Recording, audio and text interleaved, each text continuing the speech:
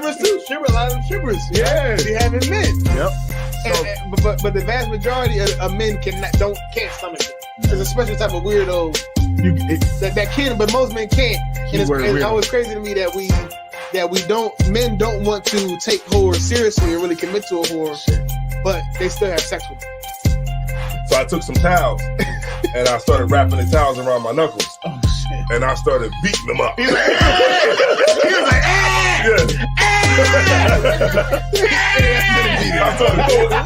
I started throwing them things up. Look, hey, I was fighting for slavery. You should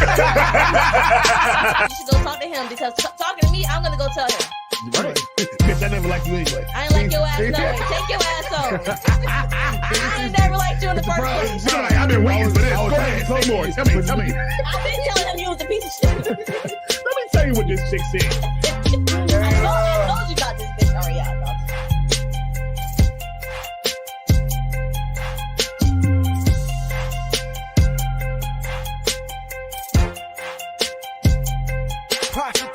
Productions.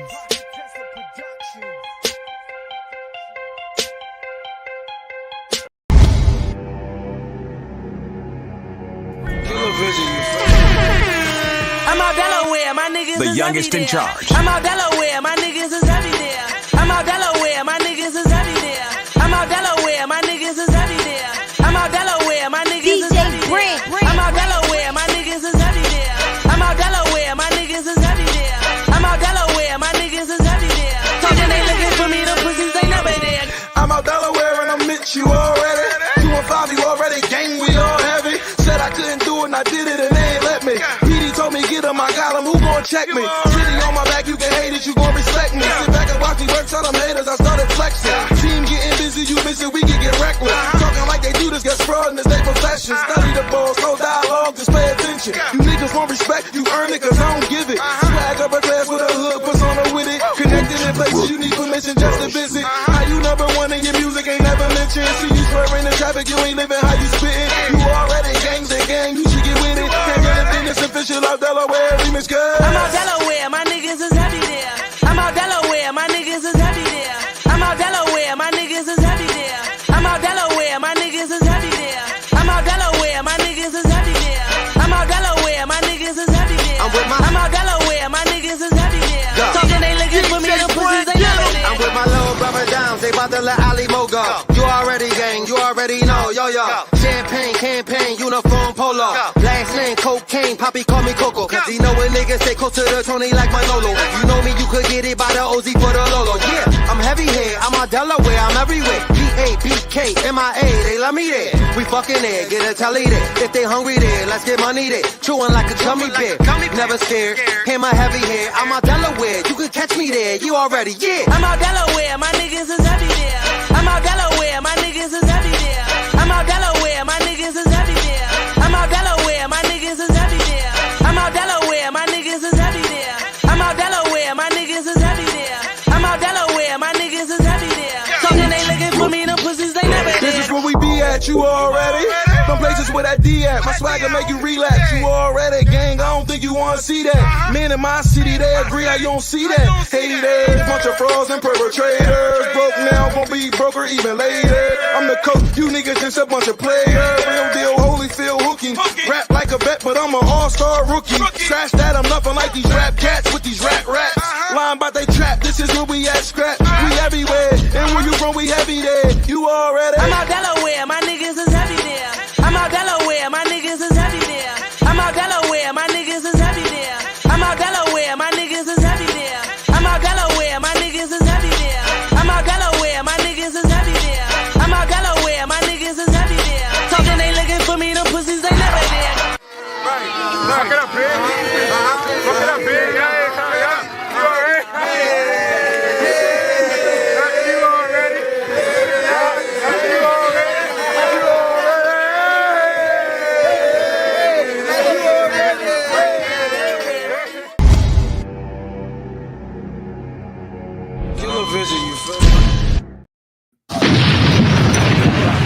Yeah. You alright? Yeah. What's going on, everybody? We have to run, brother. You know, shout out to Captain Cesariak, man. He doing a hell of a goddamn job. That's right. Doing all the goddamn podcast interviews. Yeah, the podcast interviews and what's that? The ugly what? The ugly money. Ugly money. Yeah, that's a good one. He's doing the with Tommy Sotomayor. Sotomayor. You know what I'm saying? Cap, he like opening up them doors, man. He gonna put his foot in the door and hold that bitch open. Right. And you know, some brothers gonna get up in there, man. And next thing you know, you gonna be on. You know, we're gonna be on Fresh and Fit with a whole table full of white girls arguing with all the whores. Arguing with all the hoes from fucking OnlyFans. You know, and yeah, I mean, you know that's what needs to happen, man. You know what I'm saying? What you gonna do when they ask you if you're a high value man? I'm like, yeah, hell yeah, I'm a high value man. How much money you make a year? How much I make? Yeah, I make $350,000. Yeah, that's about right. Interesting. How the fuck they know I don't make it? How the fuck they know? Yeah, I'm trying to think of a follow-up question. I'm not gonna have no conversations in good faith. No conversations in good faith. Like what? All my conversations in bad. I make $350,000 a year. Bitch, put a pinky up in your mouth. From doing bitch, what? Huh? From doing what? Trucking company. Okay. Yeah. So how many trucks I got? Yeah, trucks. Yeah. 10. Yeah, 10 trucks. Yeah, 10 trucks. That's a nice round number. That's moving, huh? How long you been doing it? How long have I been doing it? Yeah. 3.5 years, and our revenue from last year is $2.5 million. Okay. Yeah. Very interesting. Yeah. The fuck? Well, you ready? Bitch, you work OnlyFans. What the fuck? You ready to? Right. That's what they're gonna ask you. Right. What? They gonna what? Like do some fact checking? I would think so. I just do the paperwork. Mm-hmm. That shit be crazy, like high value man. But yeah, you're right. It gotta be like money.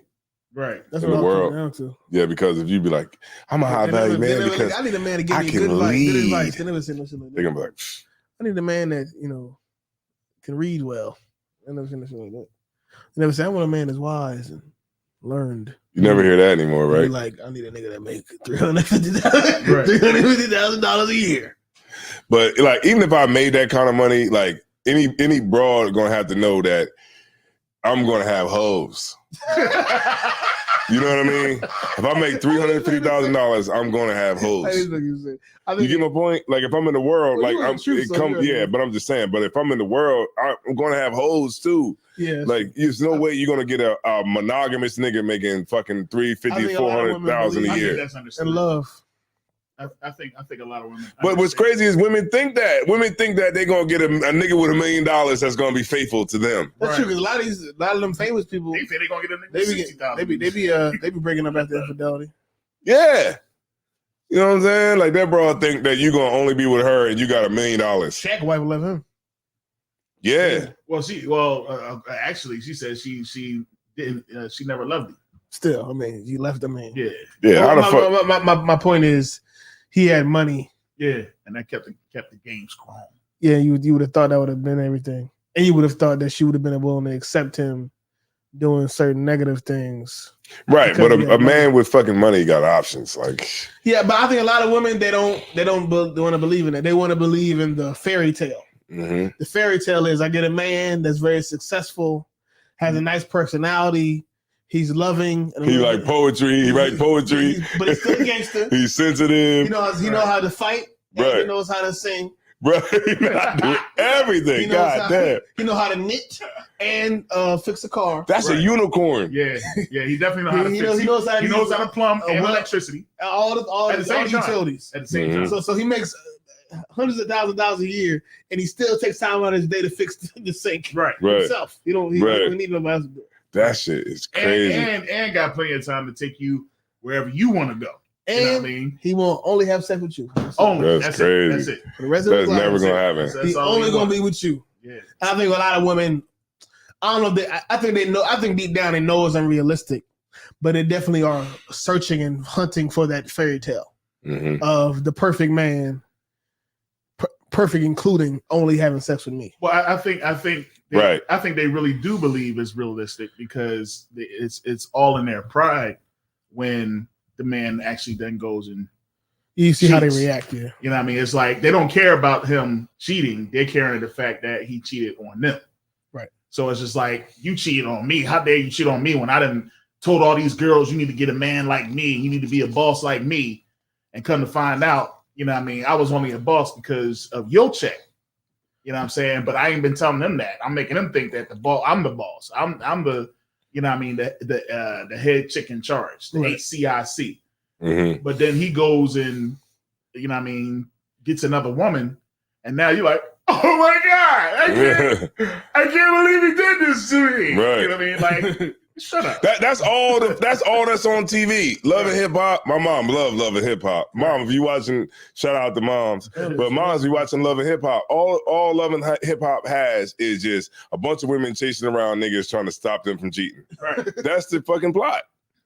That's literally it. Like what the general said. You put a bunch of people in front of an open bar and turn on the cameras, and you're gonna see all the sparks fly, because that's literally what TV is. Huh? It's just controversy. It's like open bar, cameras, and that's it. Like this. Ha! Yeah. What'd you say?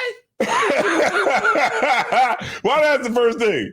Like as soon as you get close, like wah, ha, that's it. That was some dumb shit. Wah, that's it. Your drink going to somebody's face. You bought me a gift on my birthday, and it wasn't my birthday, but it's my birthday.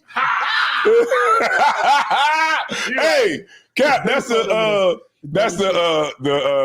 what's they call it? That's the recipe. Yeah. No, it's the ingredients for like good TV. Yeah. Yeah, it's the how they say it? Damn, I can't think of the word how they say it, but it's the recipe. Blueprint? The blueprint? No. Yeah, for like good TV, like open bar, drinks in the face, and you know some controversy over cheating. Yeah, women fighting, cheating. Yeah, and what? And, I realize that too. I think all people really care about is sex. I think you said it one time before too. It's like that's what people really care about. I remember I asked you. I was like, remember one time one of the shows we were doing, we were talking about like why they don't ever come up with any new ideas. And I remember you said you was like because right. I was like, why don't they come up with no new movies or whatever? And you was like, it's because like it's what works. Right. Like they already know what works. Yeah, so it's like, why would I come up with a new idea if I could just keep making Jason 11, Jason 12, Jason 13. Yeah, Jason 13. That's why they made 25 Fast and Furiouses. Right. Because they put them out and people keep watching them. So it's why like, not make it 26? Right. So it's like, why try to come up with something new? And that's what they do with these these reality TV shows is like, why try to reinvent the wheel? Right. We know what works, what gets ratings. What gets ratings is drinks in the face. They switch it up a little bit. They make, basketball wives, soccer wives. But it's all open bar. It's all the same thing. It's all an open bar. It's all drinks in the face. It's all trying to stop the man from cheating. Even Kim Kardashian, their little show, same thing. They be in there fighting. Oh, since you said that, it made me think about something. Right today, I was watching. They reposted the Kanye West Drink Champs interview. Oh, they did? Yeah, the Drink Champs put it out. It was like I looked on there, I'm like, damn, Drink Champs. They posted that same interview with Kanye West again. Remember they took it down. They put that same interview up there, and they put up like 2 days ago. Could be wrong maybe with the days or whatever, maybe 2, maybe 3 days ago, right? But it's no more than 5 days ago. And I started watching it. And if you watch it, you start to notice stuff that Kanye was saying that you might not have caught the first time. Mm-hmm. And one of the things he was saying was, he was like, the Kardashian family, because you know how he does a lot of name dropping. Right. And he was like, he dropped this dude's name. He's like, the Kardashian family is this dude who's there as a person who's there to monitor the family's power that they have. Like and he was like, yeah, I got handlers all around me who's trying to tell me what to do, tell me what to say, tell me. And I'm like, damn, like a lot of that stuff, when I first watched it, when it went viral, I was more so just like leaning on like the Jewish stuff that he was talking about. But he was like saying a lot of stuff that, of course, they was trying to make it, what's his name? Nori was trying to act dumb, like, let's give it up for him, Right. And he was saying a lot of stuff. I think on that show, he definitely acts way dumber than he is. Yeah, Nori. On that show, I think he acts. he makes himself look stupid when he but Kanye was saying a lot of shit, man. I was like, damn, like he was like, and I watched about an hour of this shit. I'm like, damn, it seemed like I was watching it for the first time because I felt like I missed so much of the interview because I was listening to just all the Jewish stuff that they were saying. Okay. That was long. It was like 3 hours, wasn't it? Yeah, it was like 3 hours. Yeah. Y'all see that? Y'all see the one interview with what's his name? What's the boy? Shay, whatever boy. Yeah. That's what we got to. Keenan and Kel. That's what you're doing. Kel. That's what I got it written down. That's one of the topics. Do I go there? Yeah. I got it written down. I gotta go there. Yeah. Okay. That's So I'm glad you said that. the nigga Kel was with his wife, and she was pregnant. She cheated on him at first, and he got an abortion. Right. Then he stayed with her. She got the abortion, but he found out that it wasn't his kid that she got the abortion from because she was cheating. Then she got pregnant again on the nigga. Again. And he stayed with her. He stayed with her. Did they abort the second one? No, she had it. Yeah. And he raised the baby? Yeah, well, he didn't know. Like, didn't he think it was his baby or some shit like that? One of the kids, he thought it was his. Mm-hmm. And then another John, they went to go get a procedure done. Like, it was something wrong. They just went to go get a procedure done. And the doctor came and was like, hey, man, I'm sorry, man. The baby ain't going to make it. And he was just like, baby. Yo, Kel. Is that Keenan or Kel? That's Kel. That's Kel. Yeah, Kel. Yeah. Kel is the definition of like what a simp nigga is. Like that's simp. Like if you had to write it in the fucking dictionary, he would be like the face. That's an area. You know how we all say it, like, oh, simp ass nigga. Oh, that's a simp. That nigga is a simp. That's the real. How do you stay with a woman that keeps on getting pregnant on you? Right. She's clearly having sex with other men. Yo, the one and you still stay with her because you just too simpish to leave. Jordan had me tripping was when he was like, he went to the hotel. You know what I mean? He followed the hotel, whatever, and Bo was coming out about to get in his car. Mm-hmm. And he was like, all right, well, let's see what this is all about. Let's just see. He's like, I'm not going to fight you. Right. Let's just see what this is all about. And he followed the boy upstairs and his rib was there. And he was just like, damn, again. And it's like one of their close friends. Well, cause remember, Kel is like a Nickelodeon kid. You know what I mean? Like he's never had to be out in the streets and nothing. He grew up in Hollywood. Right. You know what I mean? The streets know you shouldn't be letting no woman. You know what I mean? Like what I'm just saying is more so like to give you that street smarts, I guess, in a way. I don't think that's street smarts. You don't need street smarts You to know what I mean? Because all I can see is like cheat on you and having maybe he's not. Maybe he's lived a sheltered life, so he doesn't know about. You know what I'm saying? Because what could explain that? What could explain somebody doing that? Emotion, because even a brother in the streets. Emotional damage. I think the lesson we should learn is that, especially as men, you got to think logically at times instead of emotionally. Remember, this was a marriage too. Only thing that I can think that would make him stay is that he truly loved that woman. That and kids. Well, I mean, but remember he said this. He did say something about some type of emotional attachment to the woman, or they already had kids, and he felt like he had to do this for the sake of the kids. But you know what I think too. But either way, you're only hurting yourself by staying in that situation. This is what I think too. Kids too, because he didn't want to hurt his image. Yeah, somebody did bring it up. Look because he's a celebrity, right, and he doesn't want that to come out to tarnish his image. So he just deals with the shit because that's also another thing I think. So why come out with it now? Because it's over now. I mean, yeah, I understand, but now you coming out basically saying how much of a simp you are. Like, he had a good burger too. He had a good burger that came out. If he kept it secret this one, I would have been. But you know what I think, Cat? This is what I think. I think everybody's trying to follow up Cat Williams. Club Shay Shay, is now the tell-all show. It's like a more official version of Tasha K. Yeah, it's like Tasha K with a little bit of credibility. Yeah. It's like now it's just show you go there and expose something. Yeah, because everybody wants that moment like Cat had. You want to get you want to be in the public eye, basically. And it kind of since Cat Williams, a bunch of people have had a moment, a little spark in their career, at least for a week or two. Because remember that Gary Owens was on there. When the fuck were we talking about Kel? Wasn't it the white boy? The white boy. He was. Remember Gary Owens was on there talking about that. He was joking. He said you don't protect black women. Remember that? He kept on saying. I was watching that interview today, and he kept on. He kept on going back to that. I think it was a running joke. I'm assuming because somebody in social media was saying that I think it's being sarcastic. Like Shannon Sharp doesn't protect black women. I'm assuming. it seemed like in the past, prior after that interview he did with the one Monique. lady, not Monique. Oh, I know you. I know Amanda Seals. Yeah. Probably after that interview, it was a bunch of people. I'm assuming, I could be wrong, but it seemed like a bunch of people were saying, "Oh, you don't protect black women."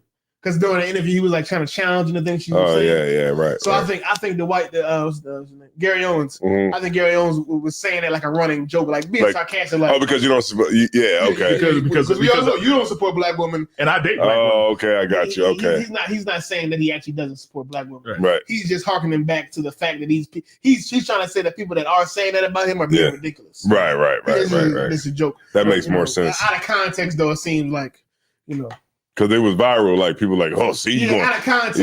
Out of context, it seemed like he just disrespecting them. Right. Yeah. But I think he's just joking about what people were actually saying about him. Right. Gotcha. And that's why it makes sense why he was laughing. Like, because he's like, ha ha, you crazy, Skip. You ain't gonna laugh. Skip, we crazy, boy. Boy, you crazy, Gary. You did Gary. How you gonna lisp on Gary? Gary, you crazy, Gary. S and a TH in every word. Everybody trying to get their Cat Williams moment. Yeah. Look at that. Skip, crazy, baby. Everybody trying to get their fucking Cat Williams moment. Yeah, man, for real. They don't give a fuck. You're not going to get one like that. You got a dude on Tasha K talking about he had sex with Soulja Boy.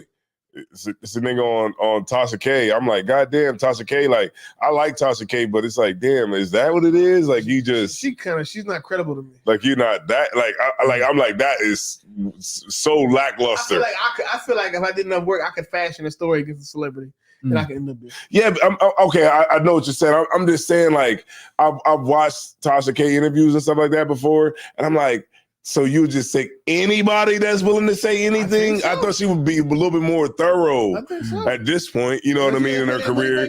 Right, because of her shit with Cardi B. Right, so you would probably need like some receipts or something. Receipts. To have somebody come up there talking about they had sex with Soulja Boy. That's a tranny. Receipts. Damn. What's going on with these trannies, man? A tranny said that they had sex with Soulja Boy. I'm gonna get a video taken down. Good night. Oh, that's right. What are we supposed to call transgender?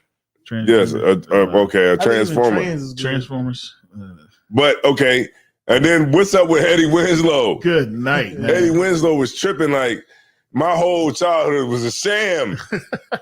I thought Eddie Winslow was cool. You know what I mean? Like growing up, like Eddie was cool. Urkel wasn't cool. He turned a cop car into a pimp your ride, man. Yeah, like he was the first to ever do it. Like, okay, me growing up, okay, Urkel, we know Urkel he wasn't cool. Right. You know, he's a nerd. But you're right. And Eddie Winslow was the nigga who got the girls and my childhood was a sham. Eddie Winslow, like, he's gay. He's weird gay. He get the authentic ones and the GMO girls too. Yes. Eddie Winslow girls. It's crazy. Is a homosexual. Yeah, man. He's kissing girls in the bar. Yeah, he's a homosexual. Homosexual. Right. Homosexuals. And that shit, and then the whole cast, remember then the whole thing came out about Carl Winslow, how Diddy was remember the dude, the Crip dude, who came out and said, remember this one that said about Big U. I don't believe him. He said, I love when people really need something. Yeah, he said Carl Winslow was at a Hollywood party, a Diddy party in Cali, and then what's his name? Steve Urkel marries a dead white woman. He married the milk of magnesia. He just married a white. He married an ugly, ugly ass. Yeah, you know what I mean, milk of magnesia, man. It's just damn, like the whole cast is going crazy. For Sep, I don't know what's going on with the mom, no Harriet. I don't know what's up with Harriet, or Rachel. Yeah. Rachel, is she still? Rachel used to be a baddie. Yeah, Rachel was dope. Rachel used to be a baddie. That's the one. That's the one that played the sister. That had his son, Little Richie. Yeah, I'm thinking about somebody else. Yeah, whatever happened to Little Richie?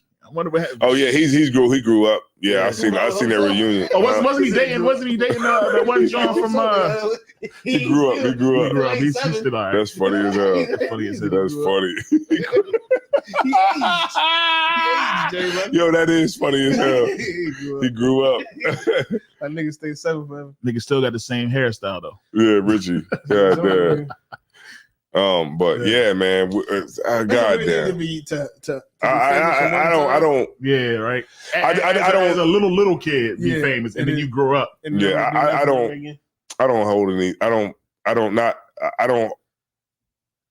I don't believe anything that these celebrities do is not like surprising to me. Yeah, at this point, absolutely. Yeah, at this point, no. At this point, I think we should all realize and understand that celebrities are just as flawed as the rest of us. Even worse. In some cases, right? Because you said something heavy. You said even worse because remember earlier what you was talking about was like how people will do anything to stay famous. Right. Yeah.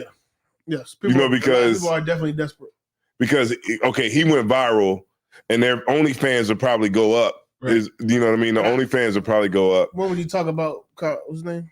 Eddie Winslow. When the hell would you talk about Eddie Winslow? Darius McCray. Yeah, you never talk about him. Hear about Eddie Winslow. Right. So he's gonna get more followers. He's gonna get the transgender community because they're gonna be like, oh, we got somebody who's a heterosexual man, and it looks good for transgenders everywhere. The OnlyFans is about to go up, and Eddie's about to be on every single podcast platform that's out there asking him about what the hell's going on. Right. And he's going to charge 10 stacks, maybe more, 15 to get on there. You know what I mean? Do people care that much about Eddie Winslow? No, they don't. But they do care about him coming out the closet and being gay. Yeah, coming out the closet. I mean, that's the new thing. That's the new way, man. You come out and you say you did something like that, and it seems like you get a lot of popularity. Yeah, I mean, Lil Nas X did it. I don't think people care that much. What you mean? No. No. If they think that you were straight, still, I don't think people care that much.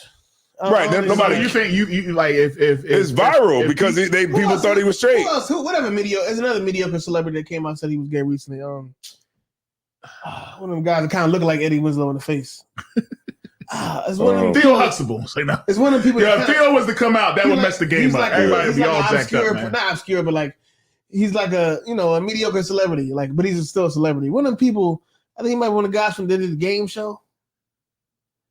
Oh, you talking about Wayne Brady? Yeah, he said he was gay recently. He's gay? No, so he said he's what they call it? Pansexual. He's pansexual, right? He whatever. We know that. We know what that really means. He give it to whoever taking it, man. Right. That's basically everything. Dogs, goats, everything. Give it to whoever taking it. Yeah, Wayne Brady. If I like the spirit of the person. You know? But see, that was a little different because everybody knew like Wayne Brady was a little bit. You know, he was a little soft. I mean, we definitely knew he was soft. When he did the joint with Dave Chappelle. Yeah, you saw his acting range. Yeah, you know what I'm saying. Yeah. He was like, oh damn. Yeah, it was like Wayne Brady. Yeah, he played a thug, right? Because he was known for being so soft. Yeah. So that shit was funny. I know what y'all talking about, but that wasn't like gay though. No. It wasn't gay. He was playing like he was trying to say how he is in real life isn't like he is. You know what I'm saying? He like thug, and he was playing that part like you know what I mean. He had Dave Chappelle tricking everything. Dave Chappelle was scared as shit. Yo, he was like Riverside, motherfucker. Yeah. That shit was funny. You know what I mean? Riverside, funny. Man, I tell you what, man. This whole. Everything is just. It's a lot of crazy shit going on. I don't hold nothing back. What people need to do is stop believing in these fucking celebrities. Damn right. Stop standing outside waiting on these fucking celebrities to walk out of hotels so you can get an autograph. Be out there like stop. Yeah. Stop like looking at them for political advice. That's right. The first one. stop looking at stop like listening to them, telling you who to vote for. Right. Just stop celebrity worshiping. Just leave it alone, man. Nod your head. That's it. He tell a joke, laugh. Don't guide your life through. Yeah, don't start really believing in everything they say and what they do and what they say they do in the songs, because what you're gonna find out is they are the creepiest people. And a lot, like what I learned, like one thing I learned about comedians is they have miserable lives. You know what I'm saying? A lot of them have miserable lives. And it's just like they do the comedy and then they're expected to be laughing and smiling in public all the daggone time. But they're very depressed people. You know what I'm saying? You hear that about a lot of comedians that's out there, how depressed they are and how they try to turn things around and, suppress a lot of their depression. You know what I mean? So a lot of these entertainers, man, imagine, what they are. I mean, look at Salagi. No, imagine what, okay, we did a good skit. Okay. Right, we do a good skit, but then it's like, brother, people will be like, Tebow, right? Tebow. Hey, just imagine with somebody who really fucking doing it. Imagine if he was Day-Day. Yeah, imagine if you was Day-Day. I had to go through that. I would call that nigga Day-Day if I seen him. Like Day-Day, like I see him again. He's like, he what the fuck? Shit. I bet he do, but you know how many people done walked up to that man and probably said, "Hey, 15, 30." 37. And he like, come on, do it. Yeah, come on, do it. Do it. He'd be like, do. Like, he was arguing with his word before that. Yo. He was arguing with his wife all day. You come up to him, like, get the fuck out of my face. Right, he doesn't want to hear it. He don't want to hear that shit. So I can see what you're saying. That's a great point. That's a great point you said. Like it was another dude. What's the dude that be like, hey baby, you're doing what you're doing. What that doing with that? Like, oh baby, yeah, we live, baby, yeah. So he said like he would walk around, and that's how they would every single time they would see him. That's what they expect from him. The boy that'd be like, what do you say all the time? These nuts. Yeah, Welvin. Yeah. That dude can't stand the fact that some people think that he's stupid, think he retarded, and all that. And he got every single time people see. Well, all right. So I've seen some videos of him acting regular and talking regular. Matter of fact, one of the brothers in the school was talking to him. He was like, how does that make you feel? He was like, who's that? What's the one? Damn. In Vegas. No, the brother from the brother that used to be over Minneapolis camp. No, you talking about two different people. You talking about 50 Tyson. Oh, 50 Tyson. No. I'm talking about these nuts. Welvin. Yeah, Welvin. No, I want to say rapper boy. Wasn't he a rapper or something? In school? Yeah. Blue. You talking about? He is talking about him. He talking about? Damn. I forget his name. So yeah, Kanayala. Yeah. He came. He ran into him. And he was talking to the boy, and the boy when it first started off, dude was like. He just ran off all of his shit. He's like, got him, these nuts, got him. He's like, nah, man, I'm just trying to have conversation. He was like, oh, all right, yeah. People think I'm. He just say the shit. He just say the shit. Why? Just run it down. He's like, got him, hit these nuts, got him. And the boy, he was like, I was just trying to have a regular conversation. He's like, yeah, man. People, his voice changing anything here. He's like, man, people think I'm stupid. You got real problem. Yeah. Well, sir, it's fine to meet you today.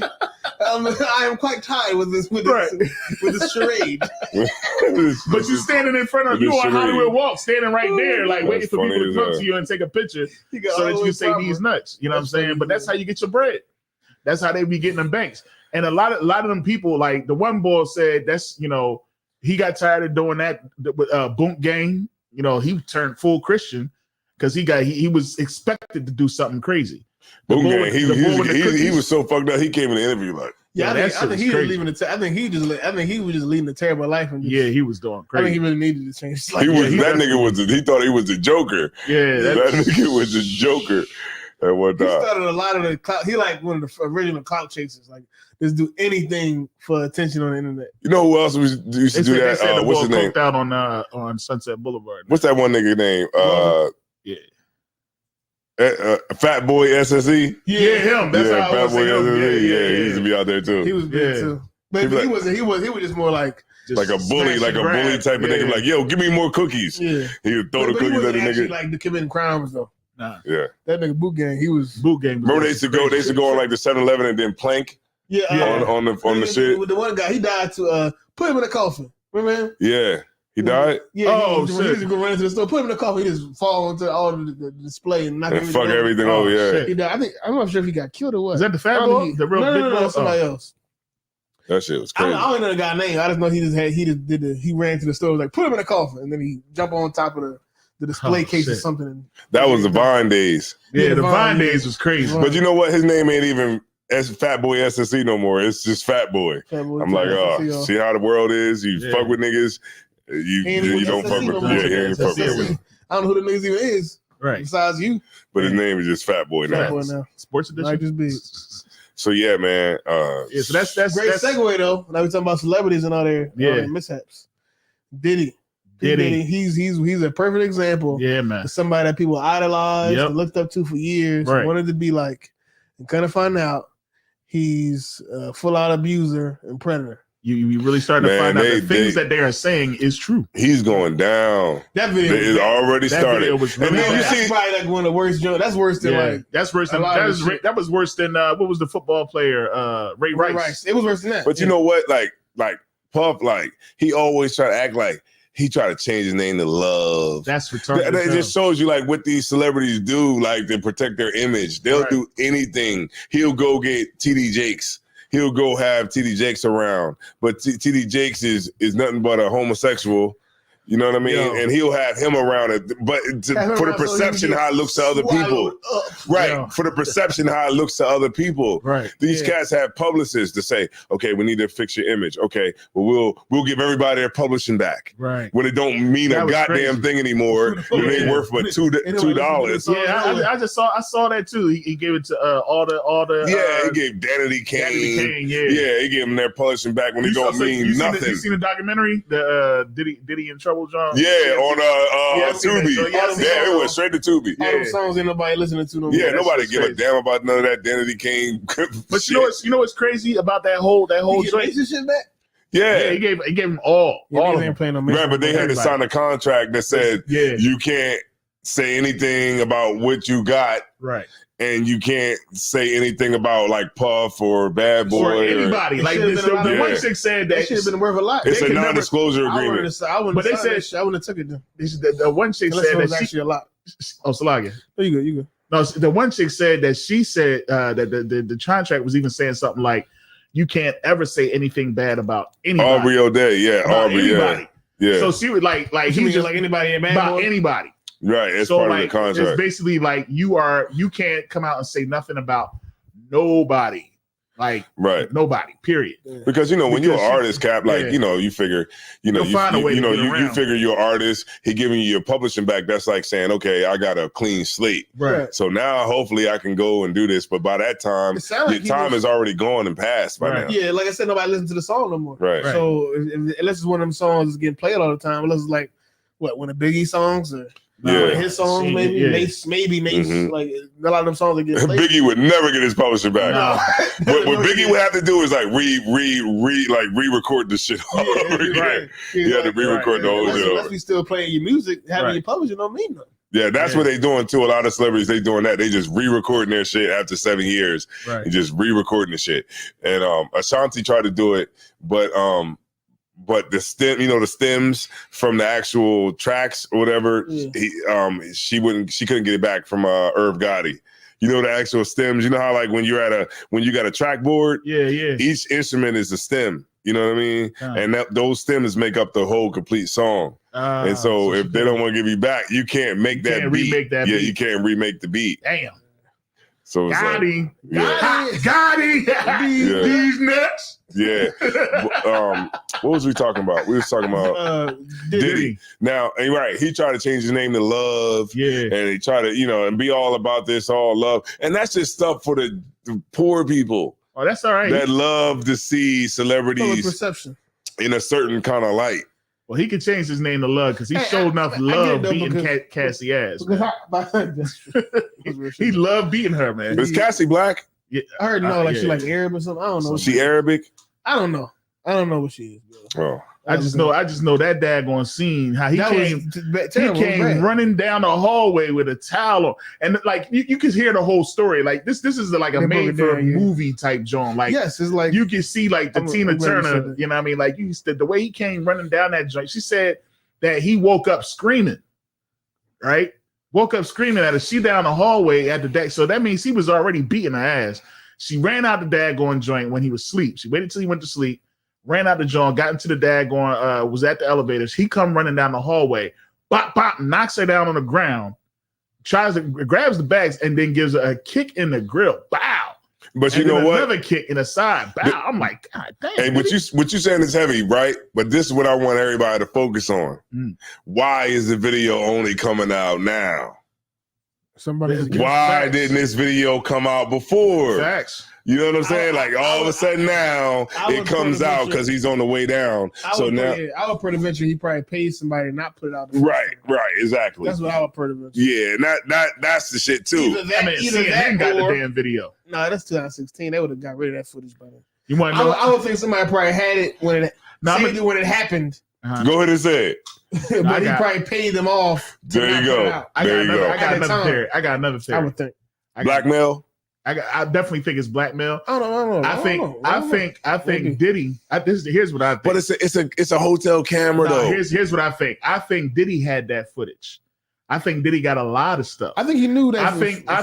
I think when his house got raided, a lot of them tapes came out, but they still looking for something that he has that they don't have. And they're saying, if you don't release what you got, we're going to start putting this out, starting with this video right here. Bow. That's probably the most tame. Because it went to CNN. CNN got this. Somebody gave that video because to CNN. Because, okay, if it was a hotel that had the camera, right, or some hotel, he probably said, look, probably went to the person and said, look, give me the tape and I'll pay you this or whatever. Diddy Ben had that tape. Because how do you get a hotel surveillance tape? And that was in 2006. I didn't know he was with her that long for that many years. Yeah, he been with her long. 2016. Yeah.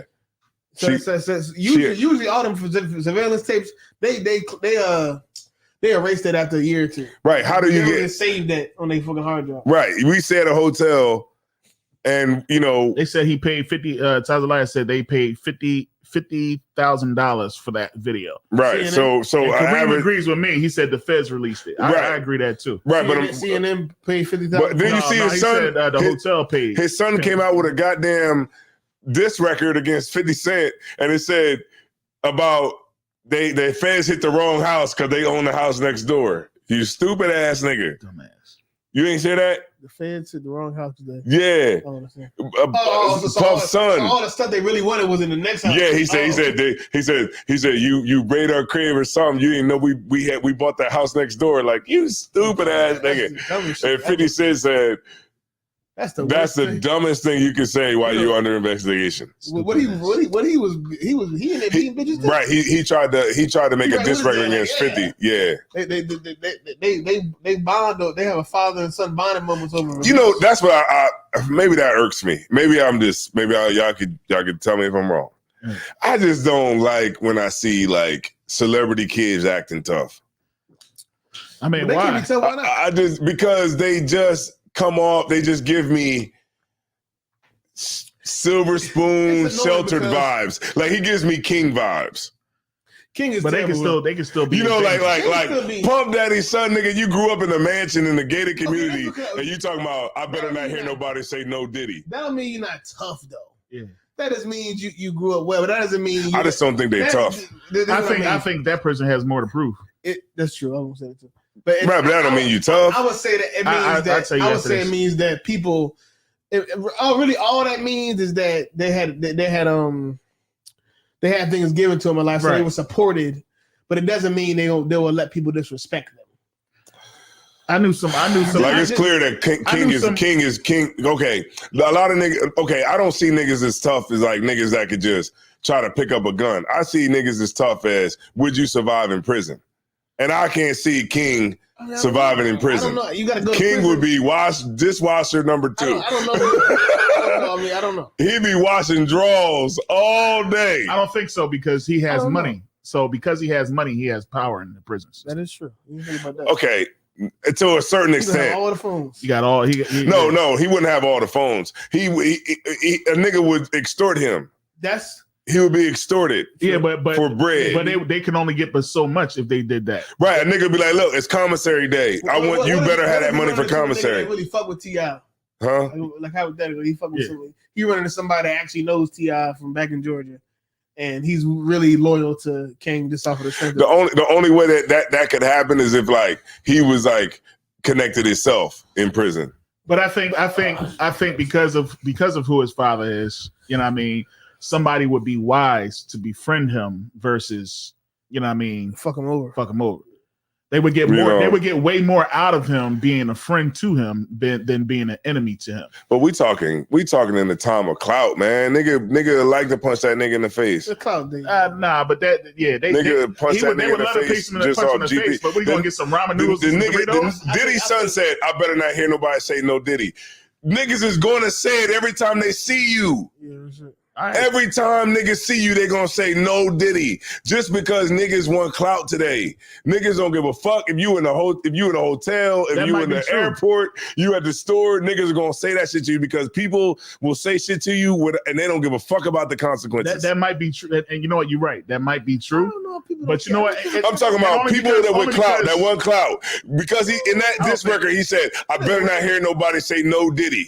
Niggas are gonna say no Diddy because you told them not to say it. Absolutely. Whether he said that or not, I think it's rare. They played it to see him. You know what I'm saying? It's rare for somebody to see him in person, and make a joke about his dad and say no Diddy. It could happen, but it'll be like that. That might happen to over the course of this whole ordeal, however long it lasts. That might happen to him once, where somebody has enough courage or they're stupid enough to go up to him and be like, Diddy. I'm not talking about like that.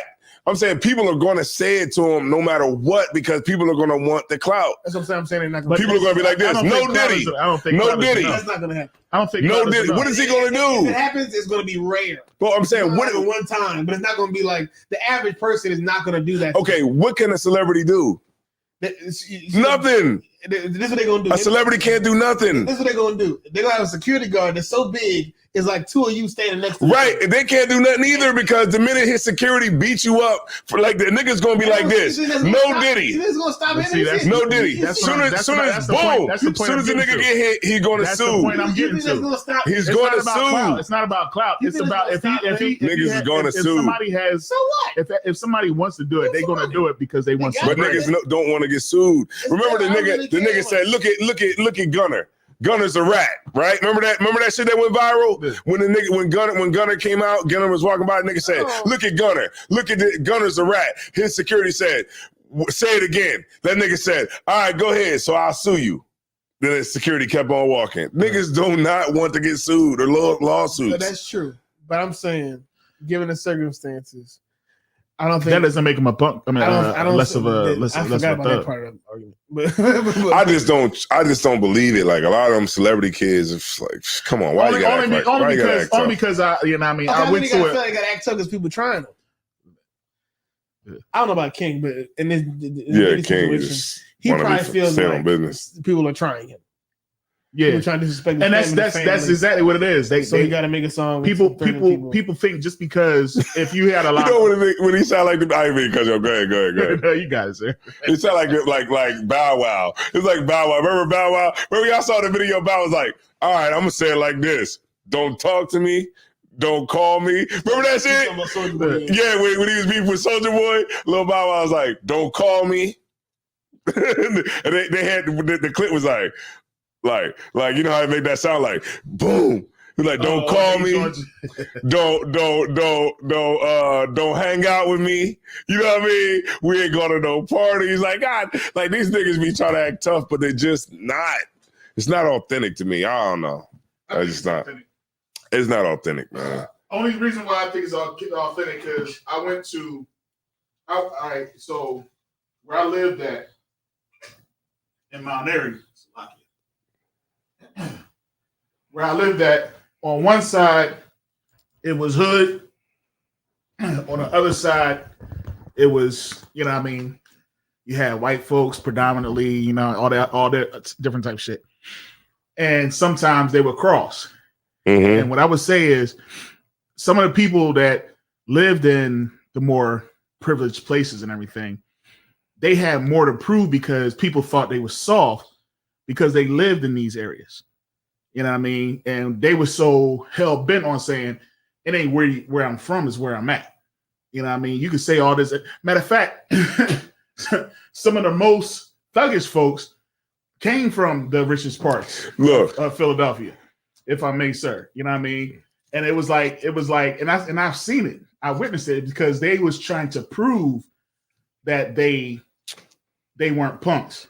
You know what I mean? I know some white boys that would scare some hood black niggas. I would have said that too. Like some like on some real shit. So like I believe it. But we're talking two different types. We're talking two different things. Nah, we're talking niggas who was born with that never had to ever struggle in their life. That's never been around anything. They hate that because they real makeup. They feel like they damn daddy. They envy it. They envy it to a point where they envy the nigga who's. It's a difference between envying a nigga who's a street nigga because you're just dying for the clout that comes with being a street nigga. What if a street nigga is your damn daddy, right? A street nigga is your daddy. Now he done took you out the hood, and now you living in a rich neighborhood. But everybody knows that street nigga is your daddy, and they like you ain't nothing like your daddy. Right, but the difference is that nigga is in the streets. You know what I mean? That nigga's in the streets too. Yeah, but the thing is, he's trying to say I'm like my dad. Right, but I'm not separated from my dad. I was raised by my dad. Right, but he taught me to be tough. He taught me to defend myself. I ain't no punk. So y'all not going to sit here and try to say I'm a punk just because I live in a gated community. You know what I'm saying? As a matter of fact, I'm going to hang around the people that's like my father. I'm going to act like the people that's like my father. I'm going to act because I am my father's son.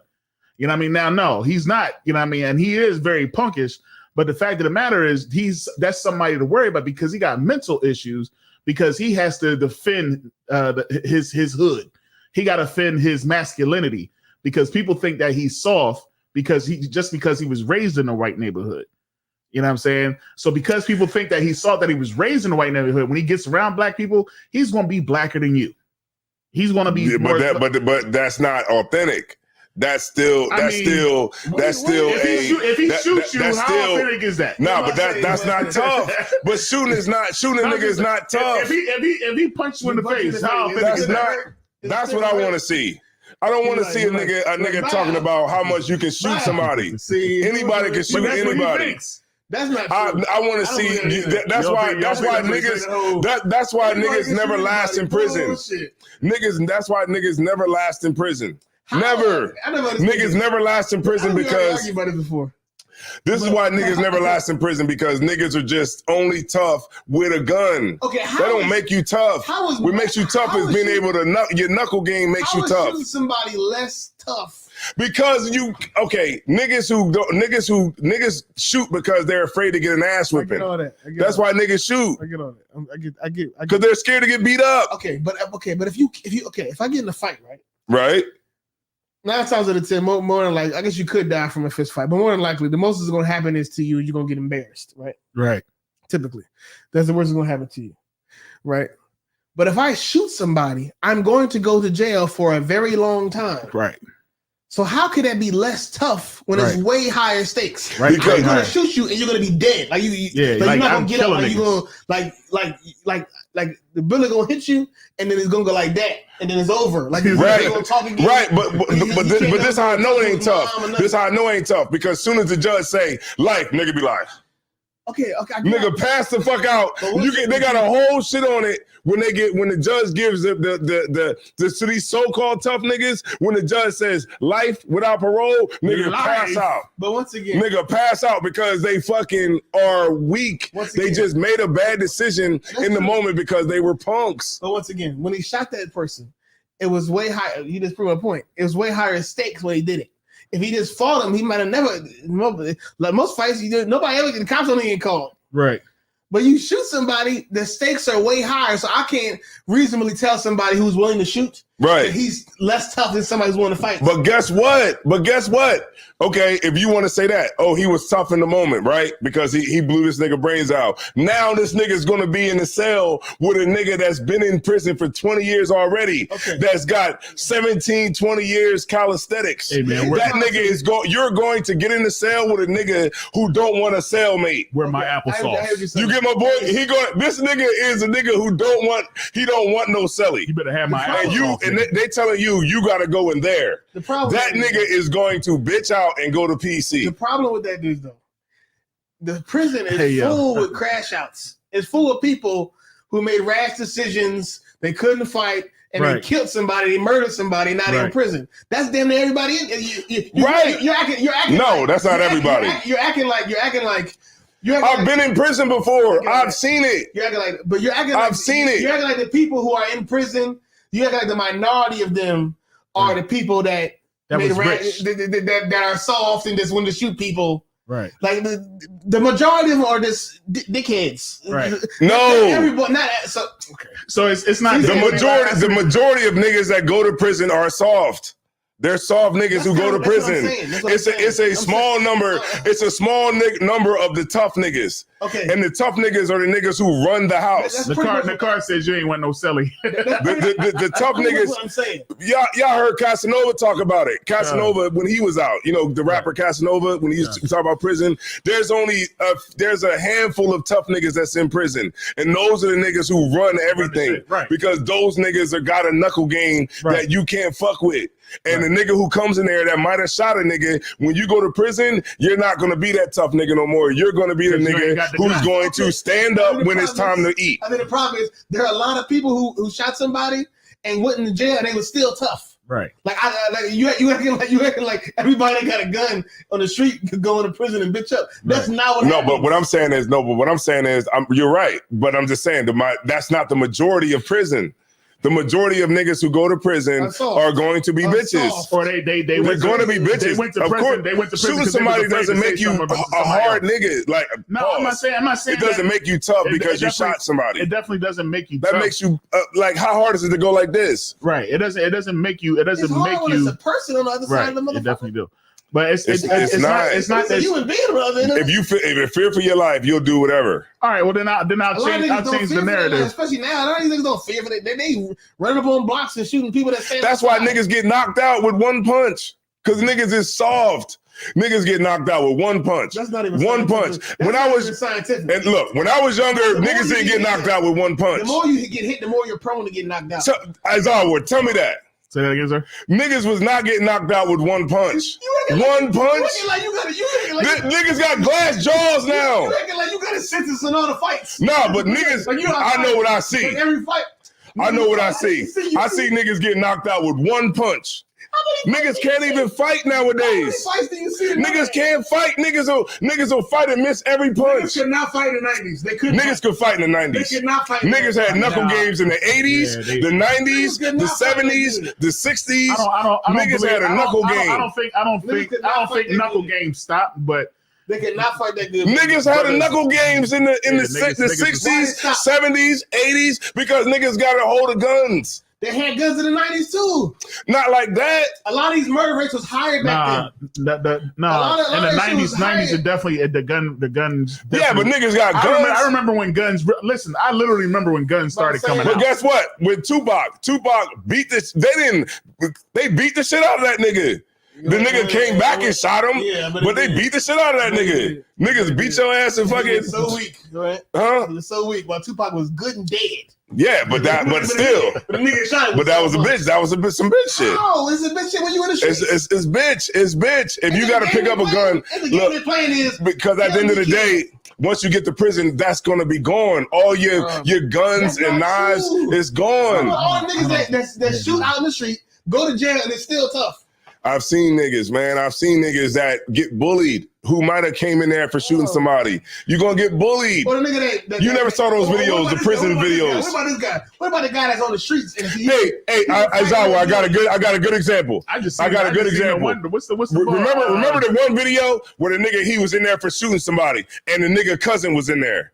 And the nigga was beating the shit out of that nigga in there. And then they had the nigga on camera in jail, and he was like, yeah, you shot my cousin, blah blah blah. And nigga and then the next when they showed the nigga video, the nigga face, the nigga was bloody because them niggas was beating the shit out of that nigga. The niggas ain't tough. So what about this? What about the guy? Niggas are only tough for the shit that they do in the world. I remember seeing people get rolled on and still getting up like, damn, man, them niggas got me. You know what I mean? Now you see a nigga rolled up, he be lumped up and everything. Do you think everybody gets in a fight and go kill somebody? What I'm saying is, I'm not saying that everybody's a bitch that goes to prison. But the tough nigga, the real tough niggas is the niggas who run the prison. No matter where you go, no matter what you do. Niggas join gangs because they're scared. That's why gangs are people are in gangs because niggas are scared. What about let me ask you this. I've seen tough niggas beat the shit out of gang members. What about the guy that on the street could fight real good? For whatever reason, maybe not even a violent crime, he ended up in jail, right? And now he's soft in prison because prison obviously is a lot more dangerous than. Usually niggas with knuckle games don't be like that in prison. If you got that's what I'm trying to, that's my point. That's what I'm asking you. The knuckle game is what makes you tough. What about the knives though? They got knives in prisons, maybe not the jail. Yeah, they got them. Yeah, of course. But knuckle game is what makes a nigga tough. A tough nigga ain't a nigga that just shoot. That's not tough. Are you tough when you stab? Because when you ain't got nothing left. What do you got when you ain't got no knife or no gun? That's what I'm talking about. That's what makes a nigga tough. Your knuckle game. I guess you fight, but how you fight a nigga, how you get how you get it on with these. If you fighting against a cracker or whatever, you fighting against with these, not a knife, not a gun, not any ice pick. Nah, with these right here. That's what makes a nigga tough. What about like Russia and Ukraine? Are they soft for shooting each other? That's war. We talking war. That's a totally different situation. We're talking about king. We're talking about niggas who go to jail, niggas who act tough on the streets. We're not talking about war. That's totally different. And I'm pretty sure them Ukrainians probably get it on too. I don't know. I'm just saying that's a bad example because we don't know what they do. My whole point of even engaging in this thing, right, is that I feel like it's kind of futile. Go to the chat. I'm in the chat. They're all gonna agree with you. What the chat say? They're gonna agree with you because they're old. What the chat say? You ain't gotta. I know they're gonna agree. I know who I'm dealing with. Well, yeah. We got some agreements, but Taz Elias said when I was in high school in the early 90s, nobody shot nobody. Kids weren't getting shot like they are now. Right, because they were fighting. Okay, my point is. But I don't honestly. That could be true. They stay. Well, hold on now, because they still fighting in the high schools. They still fight. Like, matter of fact, everybody's a murderer. The girls are fighting. You see what I'm saying? They had the whole instance where the girl got killed. But that's not my argument.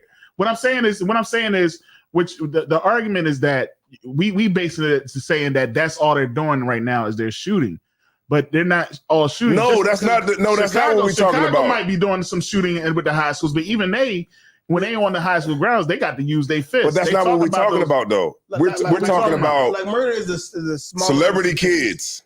Huh? No, not no more. No more. No, it stemmed off of that. It stemmed off celebrity of that. Kids trying to act tough. You talk about softness. Well, we went from that, and then we started talking about how these people that's in jail right now. These people that's in jail right now are all. It's nothing but the softies that's in jail. So it's a small few of them that are tough. He's saying what I'm saying. But hold on, no, this is what you're saying. You're repeating what you said. Right. You're saying that it's nothing but a bunch of softies that's in jail, and the ones that are in jail, those they on the streets, they're considered tough because they have a gun in their hand. You know what I'm saying? But actually, they're just cowards. You know what I'm saying? So when they get in the jail, they end up getting punked and everything like that. And not just adults too, because even the juvenile shit, like even here, like Ferris, school for boys, like there were niggas that get locked up off the street going there, and Ferris is them niggas that beat the shit out you in there. It's tough.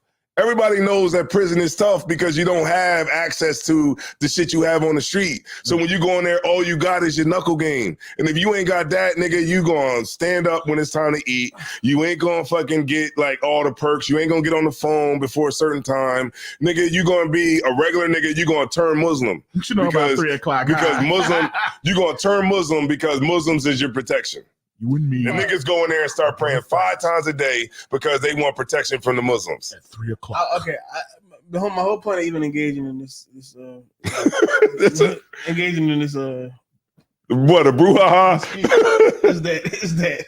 is that I feel like it's, what's the word? I guess maybe misguided or maybe a little what's the word? Like a knee-jerk reaction, like a what's the word? Like it's a bit impulsive to me to impulsive. It's not absolute. I'm not saying everything is absolute. Say my point. To me, it's a bit impulsive to tell a young brother that may be prone to shoot as opposed to fight, right? Mm-hmm. That he's weak or soft because he's prone to shoot you. Right. I think that's a little counterproductive because you're kind of taking away from the point. Right. The point shouldn't be, oh, you so soft that you gotta use a gun because your form of violence is the best form of violence. No, but I'm not. No, I'm gonna let you go ahead. Go ahead. Somebody, oh, you soft because your form of violence. That's like kill people like this now. Right. Instead of doing the old fashioned. Right. When you say that, one, you sound like a nagging father or mother. And 2, when you say that, you're missing the point. The point is not, oh, you soft and you weak. The point should be, you are strong. How about we direct it to something positive? Right. How about we learn how to control ourselves and not fight at all? Because rest assured, a lot of reasons why they started shooting a lot of hoods all across the country is because they were fighting for a while and things escalated, and now they said, oh, let's shoot each other now. I got an analogy. That definitely happened. So I'm just waiting for him to finish. So I got it. Can I get one in quick? Yeah, go ahead. You go. I'm just saying, if I really want to help somebody who's young in the streets, I feel like it's kind of futile to tell him that he's weak. Right. Mm-hmm. I feel like what you should do is show him how to display his strength. Right. And it's, of course, you're going. I guess what you're trying to do is you're trying to show him the consequences of his actions. Right.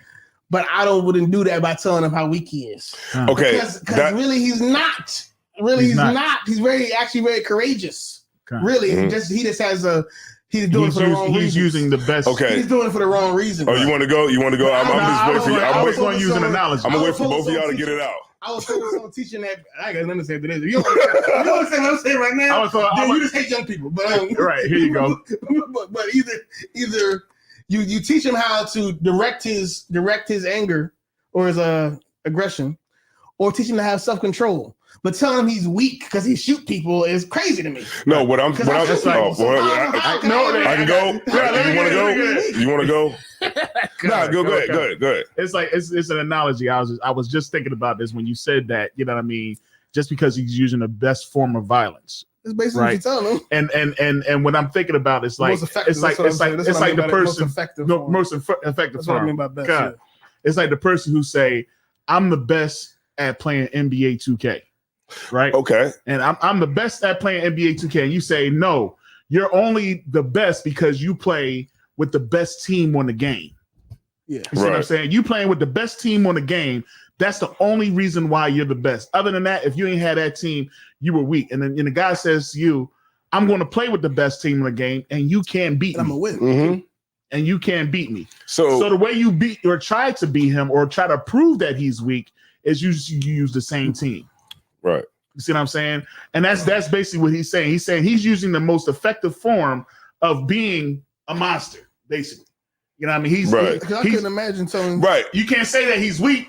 You can't say that he's anything because he's taking it up a level that you aren't willing to go. Yeah, I couldn't have it. I couldn't imagine being in the hood having 2 bodies and they could tell me anything about being tough. We're okay. That's like King Von. King Von, you weak. This you just a beach ass nigga. No, like what I said, I didn't say it was absolute. Remember, I just said it wasn't absolute. But what I am saying is that I'm a type of person that deals with real shit, real reality, right? So the reality is you want to do something like that, you want to go and shoot somebody, right? Because you think that you're being tough, right? Right. It's going to land you somewhere where you're going to be around niggas that are really tough, right? And you're just not that, right? So when you go and you shoot somebody and you end up in a cell with a nigga who's already been there for 20 years. Or a nigga who's been in, the niggas that's big as a house, that's working out, that's tough, that nigga, you're going to fucking sit down and take a piss. Because this nigga don't want to hear pee. He don't want to hear the piss. He don't want to hear the piss too loud in the toilet. I thought it was a standard operation. You get my point? What you say? I thought it was a standard. I thought everybody did that. No, but what I'm saying is, nah, hell no, man. What? If you sit out and piss in a cell, then you're a bitch. You can't fart neither, right? Nah, that you're a bitch if you do that, right? Damn, so only certain people can fart.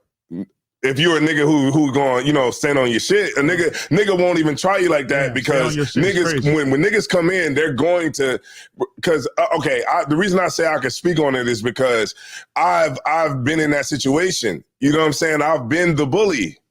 You know what I mean? And I was, you know what I'm saying? I was in there. I was big as a house. You know what I'm saying? I'm working out. Niggas come in there and I don't know what the fuck this nigga did or why he's even in here. But what I'm asking this nigga at the front door is, nigga, what do you got? You get my point? And I learned that from niggas who was in there, who was on that type of shit. My first day when I was locked up, my first day on Rikers, nigga came to me about the phone that I was on. So just imagine if I'm the size that I am, and I go in there and niggas is like, yo, what the fuck you doing on this phone? Just imagine a nigga who's coming he might have been tough in the streets, right? He might have been like, yeah, I'll go shoot a nigga. But when you get in there where all you got is your hands and you don't know how to fight, a nigga that's in there is going to fucking bitch you. And you're gonna be a fucking bitch. And you might have been tough in the streets, but that don't mean shit. That's all I'm saying. I'm not saying you're not courageous or anything like that. What I'm saying is that if you make those decisions in the world, you're going to have to go back to the essence of what it means to be tough. And that's all and I'm talking about these right here. That's the essence of being tough. Yeah. Of how you can fight. Like if you get in a cell with a nigga and that's all you got is your hands. Are you going to be able to maintain and be able to live? Or are you going to get fucked? Right. That's crazy. And you're probably going to get fucked. Damn. Well, I just know that Ukraine and Russia, they should put them guns down and handle those. Yo, let me know in the chat, man. Am I saying something wrong or not, man? No, the only thing we got in the chat, Ty's a lion just put in the drink.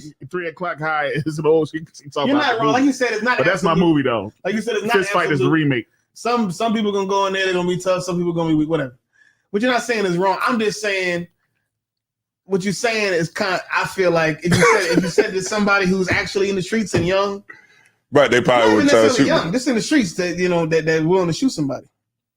It kind of that kind of stuff. I feel like in one ear and out the other. Right, it's kind of like everybody. It's kind of like telling a nigga to pull up his pants and that type of stuff. It's like just kind of nasty. Right. I'm not saying that's what I'm saying. It's not absolute what I'm saying. It's not, like I said, because those brothers are right. Because it's not absolute. A lot of those people, there are some people who shoot on the street and they're gonna get in there and they're gonna bitch up. I can only go by what I seen. You know what I'm saying? I've seen niggas standing up and they can't sit down. I would never say that to somebody that's in the street. That's all I'm saying. The nigga, what's the nigga? The nigga Casanova said it. Like when he went, y'all remember Cass, where he always talking about his prison shit. But he used to say when he go in the house, you could tell that nigga was like, what I'm saying, he was a tough nigga. He was a nigga that could get it shaken with a nigga. And you know what I mean? Not just from the streets, but a nigga who's tough, actually really tough. Those niggas is a different breed of niggas. And when you make those decisions on the street, in a fit of rage, or you like, I'm gonna be tough and I'm gonna shoot this nigga, just remember on the other side of that is a tough nigga, a bully nigga who's nice with his hands and got a great knuckle game. You better be prepared for that, because after the guns is gone, all you're gonna have is your knuckles. Right. And that's just what I'm saying. And your chin. You gotta take them over. You gotta take them punches now. I was about to say, and as hearing you saying it definitely makes, I would think, was making a certain brother want to prove himself. Meaning, that's not gonna make me not want to shoot. Right. It's gonna make me want to prove you wrong. Right. That I can go to prison and fight. Mm-hmm. It's not gonna make me not. And that's what I really I feel like we should try to hone in on. Don't hone in trying to make a brother fight the way you want him to fight. Dude. Yeah. How can we figure out how can we get him not to fight? Right. Or if he's gonna fight in a way that's right. How to not to fight? Don't act tough if you don't have to. You don't have to be like King. You don't have to be like King Combs. That's more sensible advice than right. Because you got a gun. You think you're tough. I don't. I would imagine that if I was in the streets and I was wanting to shoot somebody, that would not make me not want to shoot somebody. But everybody will shoot somebody. I'm definitely shooting somebody. Everybody will shoot somebody if your life is in danger. Not everybody. Nah. If somebody breaks in your house, you're gonna shoot them. A lot of niggas shooting their life is not in danger. No, but I'm just saying, like they pull up on the block and niggas are just out there chilling and they shoot everybody there. Right. A lot of people they're not in danger. A lot of them killings is not, a lot of them is spur of the moment things, but a lot of them aren't, I have to do this right now. Right, but a lot of them niggas they do it off of like opportunity. That's not tough. Opportunity is not tough. That if you go at somebody that's going to shoot right back at you, saying something different now. Because if it was really tough, self-defense, and now you're saying it's. I'm saying that none of it's really tough at the end of the day because a nigga that shoot up the block, as soon as a white man get behind you and tell you to freeze, you stop. I guess that's not tough. Cause you'll shoot it out with this cracker too. I wouldn't tell a man that's one to murder that he's not tough. All them niggas on First 48. As soon as they get in there, they be like, "Yes, sir, yes, sir." Them niggas be scared. I would use that angle before I just tell a nigga he ain't tough when he want to kill somebody. It doesn't make logical sense to tell him that. I don't feel like I would look a murderer in his eyes and be like, "You ain't tough, nigga. You gonna get your ass beaten." In. You know them tough niggas. Weird to say to me. I don't know. Them tough niggas be in the box. Like them niggas who be in the box. Like that be like. Okay, we was in the cell one time, right? This nigga threw piss in there on everybody. Like the niggas that from the box, right? We all in there going to court. Mataza Pa in there too. No, he should have waited to fight with his fist. No, but I'm saying you going piss from behind those doors. But I'm getting to it though. I'm getting to it though. But check this out. This nigga don't know who the fuck's in here. But he said, "Fuck y'all niggas." The nigga pissed in the fucking cup and stuck his hand around there like this. And threw it in there with all of us in there. He threw a cup full of piss. He probably was crazy. Right. He said, "Fuck y'all niggas." What? Threw that shit in there, right? Everybody in there was like, "Oh shit." Let me tell you, you can ask Mataza Pa. I was the only nigga that took that same cup and I pissed in the cup. I pissed in the cup and I went like this. And I threw that shit in the fucking cell. And that nigga was like, "God damn." He was like, "Damn, this shit stink like a motherfucker."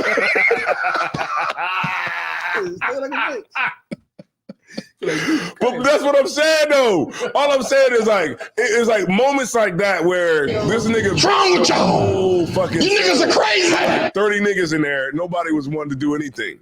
But somebody has to stand up. It takes the courage to own when you ain't got nothing else. It takes courage to throw pistol. Maybe they just couldn't pee at the very moment. It wasn't like they was afraid of that. Niggas, no, they wasn't. That was genius, cat. Nobody ask Mataza Pa the story, man. He was right there. You gonna piss on me? You gonna piss on me? Because he saw like, man, fuck y'all niggas. Who wanna pick up that dirty ass piss cup? God damn. He was like, shit, I got piss on me. I might as well get pissed on my hands. Like, fuck it. I'm gonna piss back on you. All I'm just saying is, man, it's two sides to the coin, man. All I'm just saying is, man, I just think that, shooting somebody is not like, it's not tough to me. It's easy. So what if you want to kill somebody? How do you go about doing it?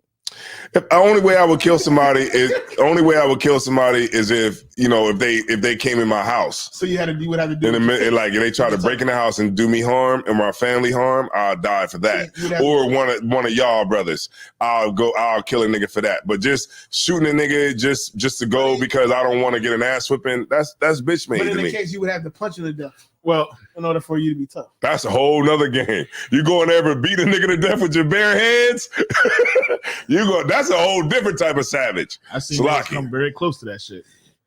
You beat a nigga to death with your bare hands. That's different. I seen a dude come very close to that shit. That shit ain't pretty. Concussions, that brain ain't only so tough. That skull yours. Only so tough. That shit is not pretty. Dude was a wrestler too, man. he got that ball arms behind his back. You start beating a nigga. You beating him, and the nigga say, I want to live. Damn, all right, brother. My bad. Nigga be like, please don't hit me anymore. Nigga said, hey, I'm good. I want to live. Please don't hit me anymore. I want to live. Well, That's different. The only time I seen it, the ball blacked out though. He had blacked out. You got it right. There was no coming back from ball was blacked out, and he just kept going. I seen a nigga. Remember I told y'all about the nigga Champ? Y'all forget those stories I be telling y'all about? I see some crazy stuff. That was a tough nigga.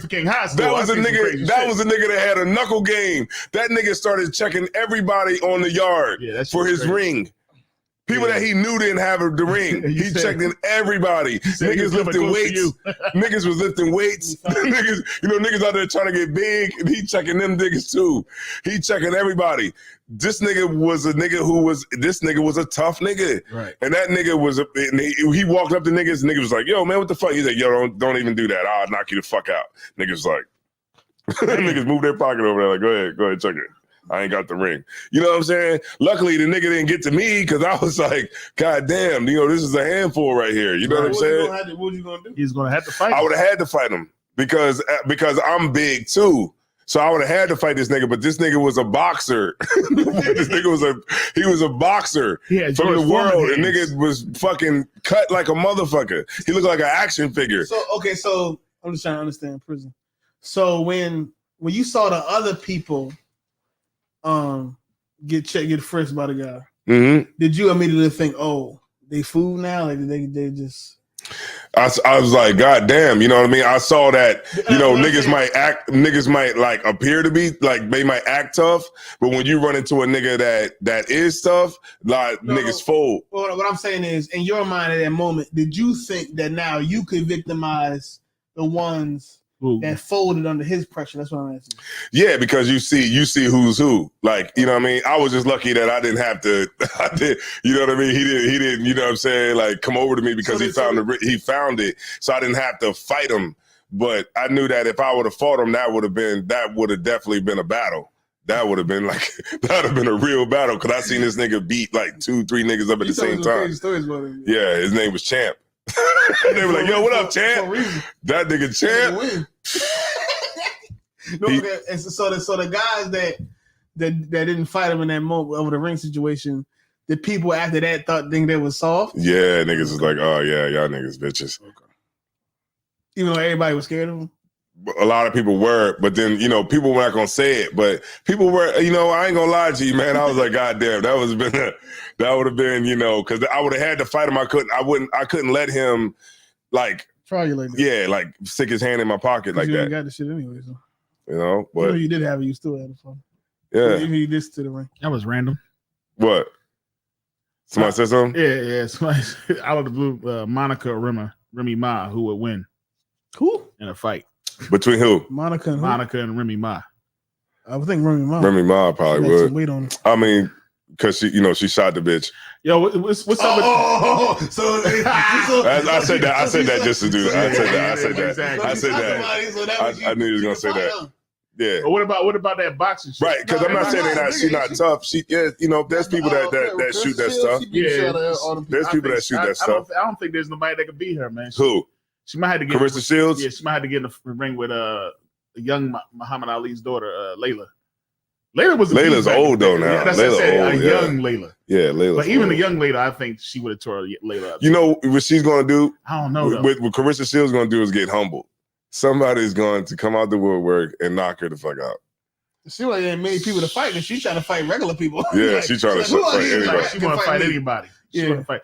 But she gonna run across a bitch with she got much actual competition in the boxing. Right. That's how fight, like, that's how it's always been in female boxing. Though it seems like it's always been one dominant. It's probably not enough women that. Yeah, but Carissa Shields, man, I watched some of her UFC fights. She's not. If she go into MMA, she get a she barely won those fights when she was in the MMA. Yeah, she fought MMA. She fought a couple of fights in MMA, but she barely won them shit. The ones I saw, she was whooping their ass.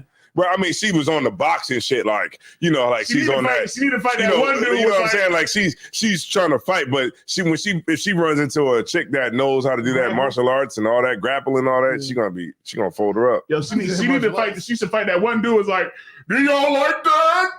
Yeah. Do you like that? Yeah. Tell her that. Yeah, fight one of them transgenders. That's when she can start talking shit. That? She talking that shit. Crazy, man. Fight a transgender. That transgender gonna beat the brakes off of her. Damn. Good. Beat a fucking helmet onto her forehead. Man. Hell yeah. Like, she gonna come out looking like Nassim Rahman. Like that one chick that fought that transgender and got knocked the hell out.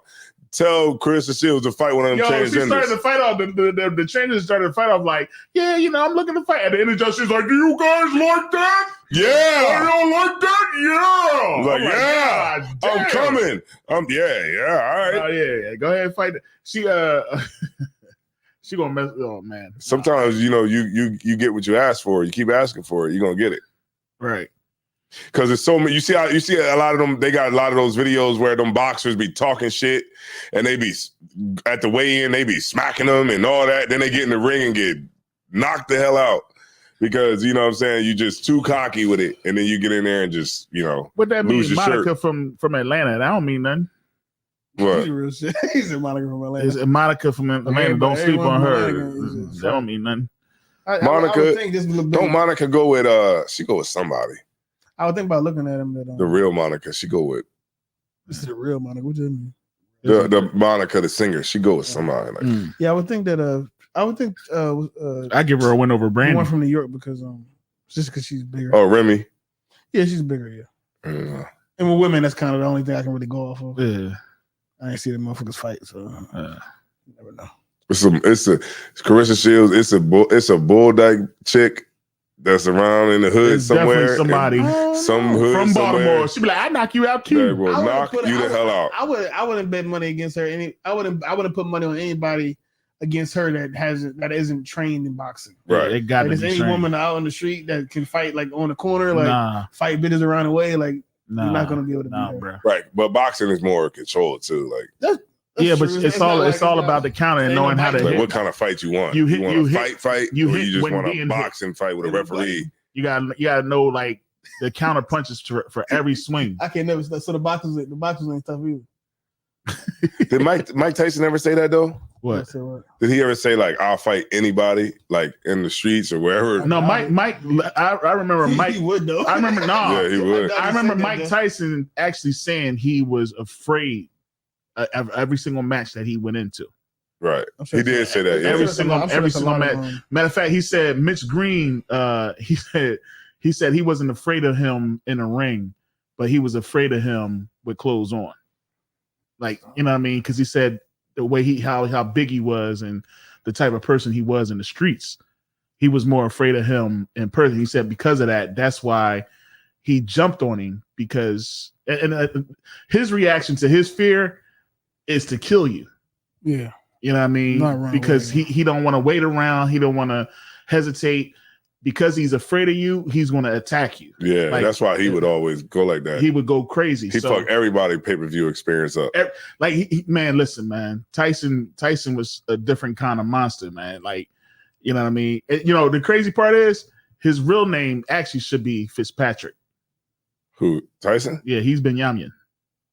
His father's Jamaican. And his last name was Tyson?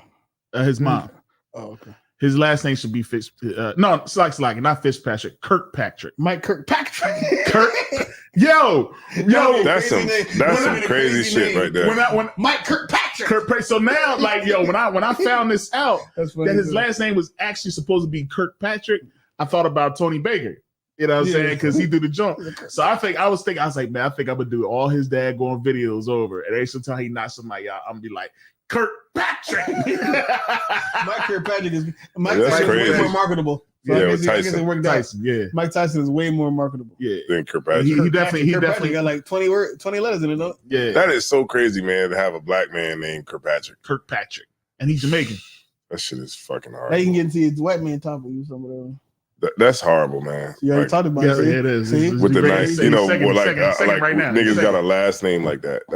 We got the same last names as white people. Right. That shit is whack. Yeah. Nigga, a nigga named fucking McGillicuddy. That shit that's horrible, man. Yeah. That's some horrible shit, man. Yeah, you know, I was watching this. The matter of fact, who was talking about this? You was just talking about this earlier, and you were saying how kidnapping. And I think you was talking about this, right? What was you talking about? Maybe I seen this on maybe this was on a documentary or something I saw earlier, and it was talking about how somebody was found in the basement of a house. A guy had kidnapped 2 women, and in the basement of his house, they had him kidnapped, and during the whole time, the one woman was pregnant. So when he got caught, how many people did he get charged with kidnapping? 3.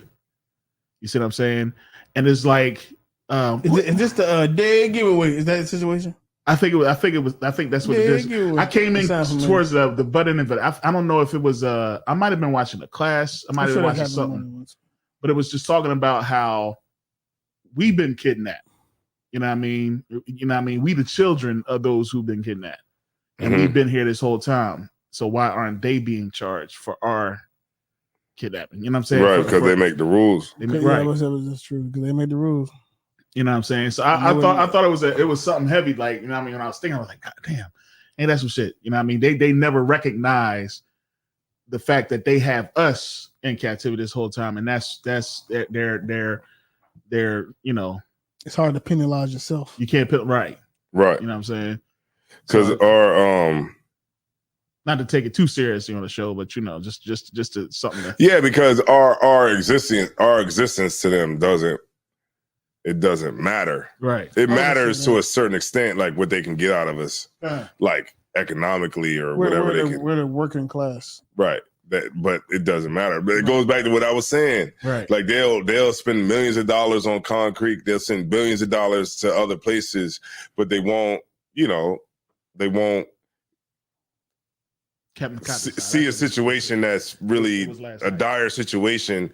They won't fix it because fixing it would mean that shit would collapse. The whole system would collapse if they fix black people. Boom. So that kind of goes in. All right. See, and that awesome segue, because you were talking about this earlier, how you were saying, I don't see how, if we have all this money and you fixing roads, why don't you fix the daggone veteran people or them bums that's under the daggone bridges and shit like that. Right. Instead, you would rather put money into the road. Well, you just said it right there.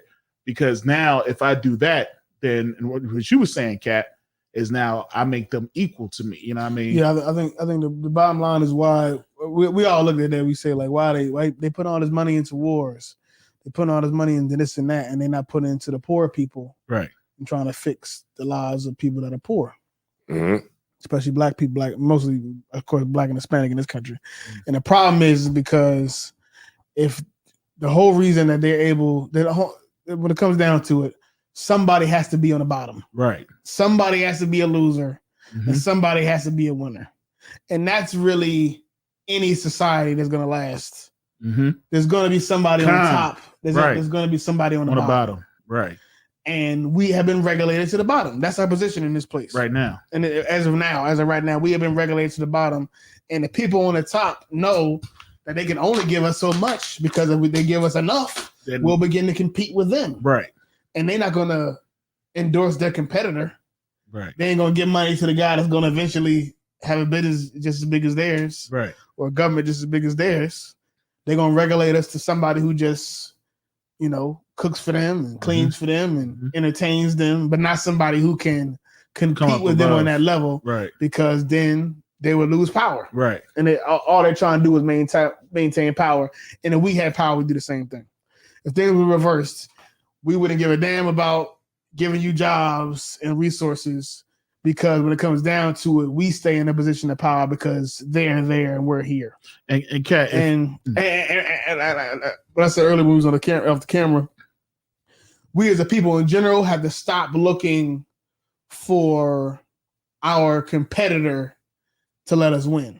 It's like playing a basketball game playing a one-on-one basketball game and I'm losing and saying, "Can you please let me score a couple points? Let me just get a couple in. Like you stay off to the side, right? And let me get like a few 3-pointers." That'd be crazy to say, right? If you're in a competition, the guy that's winning, he don't give a damn how many times he didn't score. Steph Curry don't give a damn how much time the other team didn't score. Right. He just going to bang threes until the clock ends. Exactly. And that's it. Exactly. And black people need to have that mentality of stop looking for a handout from the people that we're competing against. Right. And just compete. Right. Just win. Focus on winning. Right. Instead of focus on getting the current winner to let you in. And that's the problem, because we somehow believe that the current winner is going to give us points or give us. Well, but that's what I'm. Oh, I mean, my bad. No, so like it. No, but that's what I was saying. Is like, okay, Chinese people, when they come over here, they're competitors too. But they get help from the person that they're competing against. They get help. They get to come over here and get tax breaks. They get to get access to loans, access to buildings, access to everything, and they're competing. I'm just saying that they're but with us, it's like everybody's competing against us. I don't, and their what's the word? You would think it's a what's the opposite of a benefit? A deficit, I guess. But in some ways, it's a benefit that they're not citizens. That there's specific grants and lobbyists and money put behind people who are not citizens. I got it. To bolster the economy and all that. That's what it is. They say, okay, you can come over here and you can compete long as you're not competing against us, and you can compete against them, against them. So we'll help you long as you can compete against them with us. They're not looking to win. They're not looking to win the championship. Yeah, they're not above they're Amazon. Yeah, they're satisfied with just being contenders. Yeah. They're satisfied with being, you know what I mean, in the playoffs and losing in the second round on the wild card. They don't care about being in the NBA finals. You see what I'm saying? Whereas we want to be in the finals.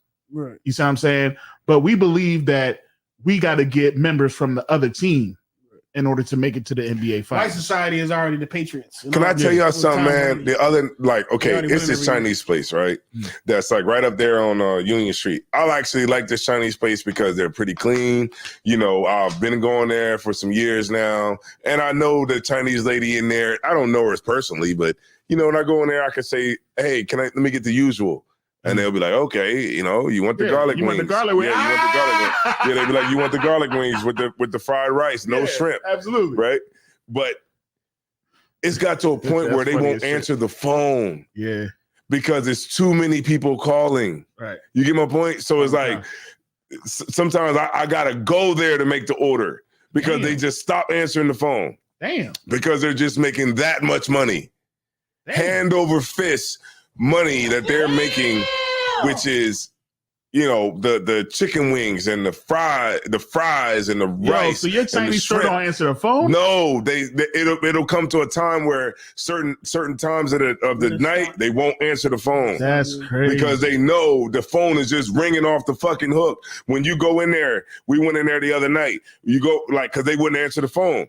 And they'd be like, your call cannot be answered right now. You know, we're not taking any calls right now. Damn, you know, not even in 15 minutes? It says that shit. We are not taking any calls right now. You go in there, it's mad niggas in there. Oh, mad people coming in and out, picking up orders. And it's like 4 or 5 people back there working.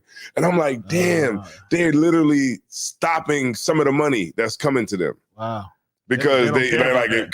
But think, I got a whip, so I could drive up there. Right. You get my point? I could drive in there and go pick up my order. But what about the people that can't, who just trying to get the order or trying to order the order or whatever, and they just like, oh, they not answer the phone, so I'm not going to go, right? But I'm just saying, just they're making so much money. These Chinese places are making so much money that they're just like they can let money they go. Can't even get it all. Right.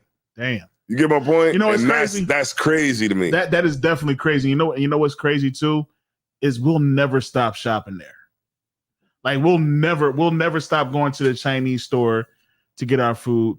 Our women will never stop going to the Chinese store to get their hair or their toenails done, no matter if they put their translations on their phones and hear the people talking about them. Was that real? They said that it wasn't even like they were speaking Vietnamese or some shit. Now here's the crazy part. I heard it was something like she was putting it in to make it look like. That's what they were saying. Yeah. Yeah, like it wasn't real. Here's what I do know. I got this girl I used to know back in the day. Her name was actually China. Her mom was Chinese, and her dad was black. And she spoke Chinese. She spoke Mandarin, right? Well, she understood it, and she talked about how she went to the nail salon and how they was talking about her, and she just sat there and let them do what they did, say all the stuff that they was talking about, and made them, she did the nails, did everything, and when she was done, she said, "I ain't paying you a damn dime this whole time," and then she said it in their language. She spoke in their language. "I'm not paying you a damn dime this whole daggone time. You've been talking about me, saying all this type of stuff. Just because of that, this whole session is free. And you know what I mean? I should sue y'all." You know what I mean? She went in on them. You know what I'm saying? And my thing is, okay, I understand your mom is Chinese, so you still gonna go there. Even if it was true, right? When that woman shot that little girl in the back of the head for orange juice, did we stop shopping? Well, that's what they were saying. Latasha Harlan. Yeah. Did we stop shopping there? No. You know what I mean? When they had the whole issue with the Asian boy beat up the black girl in front of the Asian Oh yeah. Oh, in New York? Yeah. Remember we went out there and did camp. We did camp in front of that shit. We did camp, we just out there kind of. Remember, we was right there in front of that shit, right in front of that motherfucker. Can't do like pass out flies or something. We was out there. No, we was right there. Yeah, we was. Yeah, we was right there. Yeah, I remember. It's a video of Mataza Pa. I got a video of Mataza Pa speaking. Is that place still there? I'm sure. Yes, yeah, pretty sure. You see what I'm saying? When the whole thing came out with it was a short while that we stopped eating at the Chinese restaurants after the whole, you know what I mean, COVID joint and everything like that. But new restaurants open, new China buffets opened up. You know what I'm saying? And they still dirty as hell. You know what I'm saying? Mm-hmm. Man, you still going to eat there with the daggone chicken on the stick. You know what I'm saying? So at some point, are we ever going to stop being consumers to people who continue? Because you know why? Because we're poor.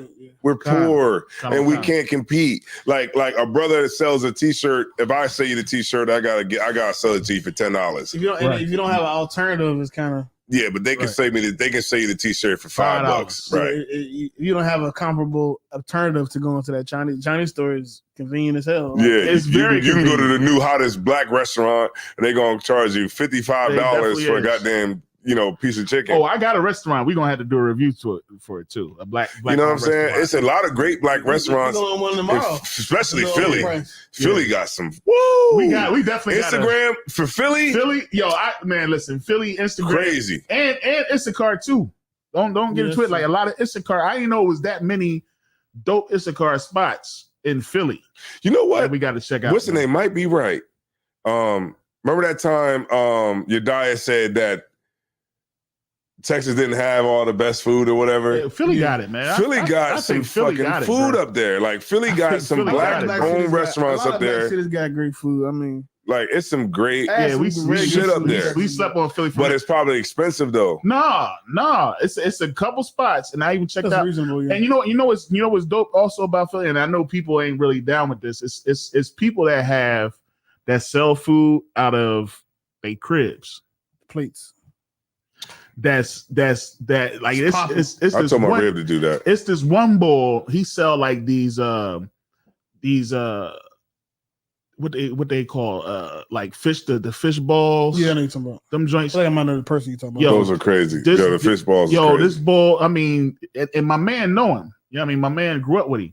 He was like, "Yo, that's my man's." You know what I mean? Because I showed him the joints. Like, "Yo," he was like, "Yo, that's my man's. He good peoples and everything. He Muslim." You know what I'm saying? And of course, he sell a shrimp joint and a crab joint, but he Muslim. You talking about them joints that remember we ate when we was up there at no Captain Tabor in Jersey? No, similar to that, but no. The like it's like a rice. It had rice. It got chicken. He got a chicken one. He got a fish was one. Was it like red? Yeah, it got like Dorito. He got the Dorito one or Cheetos, something like that. Similar to what we had up there. Mm-hmm. Yeah. So like he got bigger though. It's like they round drinks. Yeah. I ain't want to say balls. Pause. You know what I'm saying? But yeah, you know what I mean? I was like, damn, one of these days I'm gonna go and come to find out it's not, he doesn't have a restaurant. You gotta call him. He literally comes out to the street yeah, with the bots, with the Jones hot as shit. It's a few people like that on Philly. I never ate their food, but I follow them on Instagram because the place is amazing. There's a few people that like they damn as far as many plates they making and whatnot, they probably making it. Then they're living off of these plates. Listen, man, but it's like you said, it's how they crave. Some niggas is delivered to you. Yeah, they said food is the new crack. The best joint I remember back in the day, man. I used to love this about Philly, man. Was Susquehanna and Dolphin, right? Now this is hood. This is hood. That sound like it's right. It's right. It's definitely fuck. Nigga. It's right around the corner from Temple. You know what I mean? It's down there. But this lady used to sell these daggone slushies out her window, right? They were grown man slushies. $5. And when I tell you, nigga, off of one cup, you will be straight fucked up, yo. Oh my gosh, yo. Everything in that bitch. Yo, we used to go over there and we get yo, what's up? You want a slushie? Can I get the and she be out her window like Rita's, man. And you go over there, you get that slushie with the icy, man. You be twisted off of that cup, bro. There's definitely a lot of we all know this. There's definitely a lot of potential in the black community. Con. But we rarely realize is you gotta read this shit. Club Mickey D's. I didn't mean to cut you off. Oh shit! You gotta taking it back. Yeah, you gotta read some of these comments, man. The guy said, dude in the comments said he finna watch the Winslow content for the culture. That was Club Mickey D's. That's not Broad Street, I think. Club Mickey D's. Was that hunting part?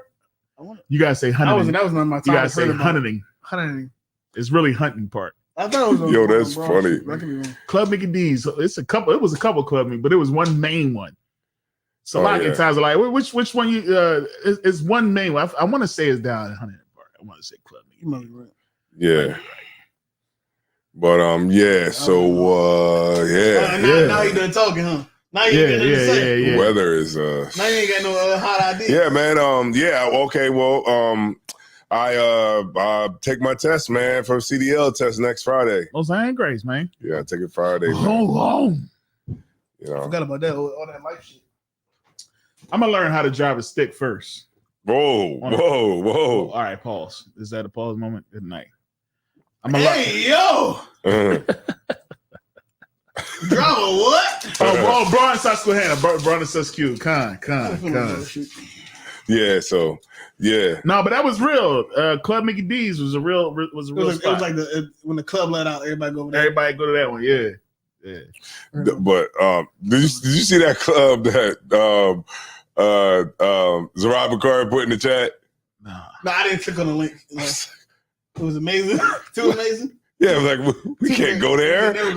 It's too spectacular. We can never show up. Can't go there. Oh shit. No. He gave a warning. He said. Minus that. I ain't gonna say what he said, but he gave a warning. He told you that minus one thing we should make a club like that. Yeah. He didn't say that. He did warn you before you clicked. He said minus, yeah. He did give you a warning. I didn't even look at the video, but now I think about that club is lit, man. That club was crazy lit. I figured that shit was crazy. It was crazy. I just assumed it was amazing. Yeah. Like yeah. I'm looking at it now. Like me, I don't. Like me, I don't know. I like at this point, I like clubs that are like nice, but I don't like them too lit. Yeah, like definitely a medium. Yeah, I like a medium club. I like a club. It can be turned up, but the security got to be right. Right. Because I like security got to be right. Yeah, because the one joint we went to for Danielle Jean, it was like too lit. Too light. It was too lit, but the security was too lax. It was too cool. Like. Yeah, it was just like, yeah, man, you know, y'all coming in, yeah, come on in, man. It was like too lit. Like I don't like it too. I don't like it too packed where you can't move. I never really like packed clubs. Shit is whack. It was packed. If I can't barely move. It was so packed. We had to walk next door. He's like, let's go next door. Remember how we was coming through? We was coming through like this. Yeah, it was all that. I can't. Get your hand out my pocket. People was. And I like a club. I do like the sections at club. It really, especially the way most clubs are oriented. Right. It's more fun when you have a section and bottles and stuff. Yeah, that's true. I do kind of prefer that now. That is true. However, I do like a club where you don't have to buy a section. I do like a place where you can go and you don't have to spend $500 Right. That's right. Like I like the option at least. Yeah. Right. So They said the hell with that, nigga. A lot of spots said if you don't have no section in here, you gonna want to be outside, right? Because you're gonna be standing in front of somebody else's section, right? Like, and you gonna be saying like this, yeah, the that's whole whack. time, watching them having an amazing time. You right? You gonna slave shit. You gonna be you drunk on the slave shit like this, looking at them having a good time. Yeah, that's whack. You gonna be at the daggone bar like they go T. Oh, that ain't T. They go T. Oh shit. Yeah, that is whack. I can't get a drink for nothing. Yeah. You better excuse me. Excuse me. They don't even look at you. It's like excuse me, but like excuse me. You know what we gotta do? Be like, hey yo, bitch. You know what we gotta do? We gotta go get some more wings. From it's been a long time, from Sharpies. man. How about that? Oh yeah, I was thinking about them wings the other day. I really was. Look, it's just ketchup. That's all we like is the ketchup. Really, them fries and them wings. It is a vehicle for hot sauce and ketchup. It really is. That's all it is. Fried car to deliver hot sauce and ketchup to your stomach. That's it. That's all you put on that shit. You sit there. Like crazy, like because they give it to you, like you know. What I mean, usually they'd be like, "I'll do it for you." No, they actually give it to you, like, "Oh, the ketchup's over there," and you just sit there like, "You said all your liberty." Why is ketchup so good? I don't know. Whoever made that shit was thinking of something. Every single bite, every single time you put the chicken down, you gotta be like, and hot sauce too. I can't even eat like fried chicken, fried fish without hot sauce. Yeah, hot sauce. Like I can't even do it. Like it's just a necessity. I eat it and I have to, but like I gotta have hot sauce. Right. But you know, really, but not ketchup. But when it comes to like wings or fried chicken, I have to have. But you know what I don't like. It makes it. I don't like when I call a Chinese store and I'll be wanting garlic on my shit, the garlic sauce, and they be like, "You want salt, pepper, ketchup, hot sauce?" So like you motherfucker. Yeah. So they just so used to what niggas like. Said, exactly. That's what I'm saying. They know you black. They hear the blackness in your voice. Mm-hmm. You're like, let me get the 4-piece chicken and the French fries. And wife be like, I want the salt. You said the garlic wings. You never had the garlic wings? They're crazy, bro. That's the only reason why I said I'm never going to them after COVID. But I'm like, oh hell no. Nah. It's like, what does it look like? What is it? It's like a wing. Brown. It's a brown sauce. Yeah, it's like a brown sauce. You put it on the fried wing? Yeah. But you got to tell them, I tell them light on the sauce. Yeah, because they put it on so thick sometimes. Yeah. They'll be like, it's too much. It's the same fried wing. Yeah. Yeah, but they put the garlic sauce, like, you know how like you take a regular wing and then you put it in like a bowl and then you like get it all like where you pick up the wing and it's all sauce. Yeah, it's sauce. Okay. Yeah. It's like that. They garlic sauce. That menu at that Chinese store is. It's kind of like they cook it in. Vast. It's like it's the same thing. It's a bunch of stuff on there, but I probably only ate. I don't know my whole life. I probably only 5 things on. But check it out though. Yeah. When next time you down here, like on a Saturday, whatever, I'm gonna get you some. Yeah. I'm gonna get you some wing. Yeah, garlic wing on me. I'm gonna get you some of them shits. You're gonna be like, ooh, wee. It's a problem, especially if they make them right now. I had a couple times when you get it. And the sauce be thick as hell. It'd be like a thick coat on it. Like, well, they don't stir it enough for something. It'll just like. I tell them light on the sauce. They already know. Yeah, light on the sauce. I need that joint to be drizzled on. I need to. That's gonna make it right. When you say light on the sauce, it's gonna be perfect. And it's gonna be perfect. And I always get an extra order too. Bust them down. I bust that first order down. Damn, you bust 2 orders? Oh shit! Like bust the other one down. That's heavy. Yeah, me and my red. If we get 5 in the box, man, me and my red can split that. You know what I mean? She'll take 2. I'll take the other 3. Man, that shit, the motherfucking beans that your red make, man. Ooh wee. We need some of them motherfuckers again.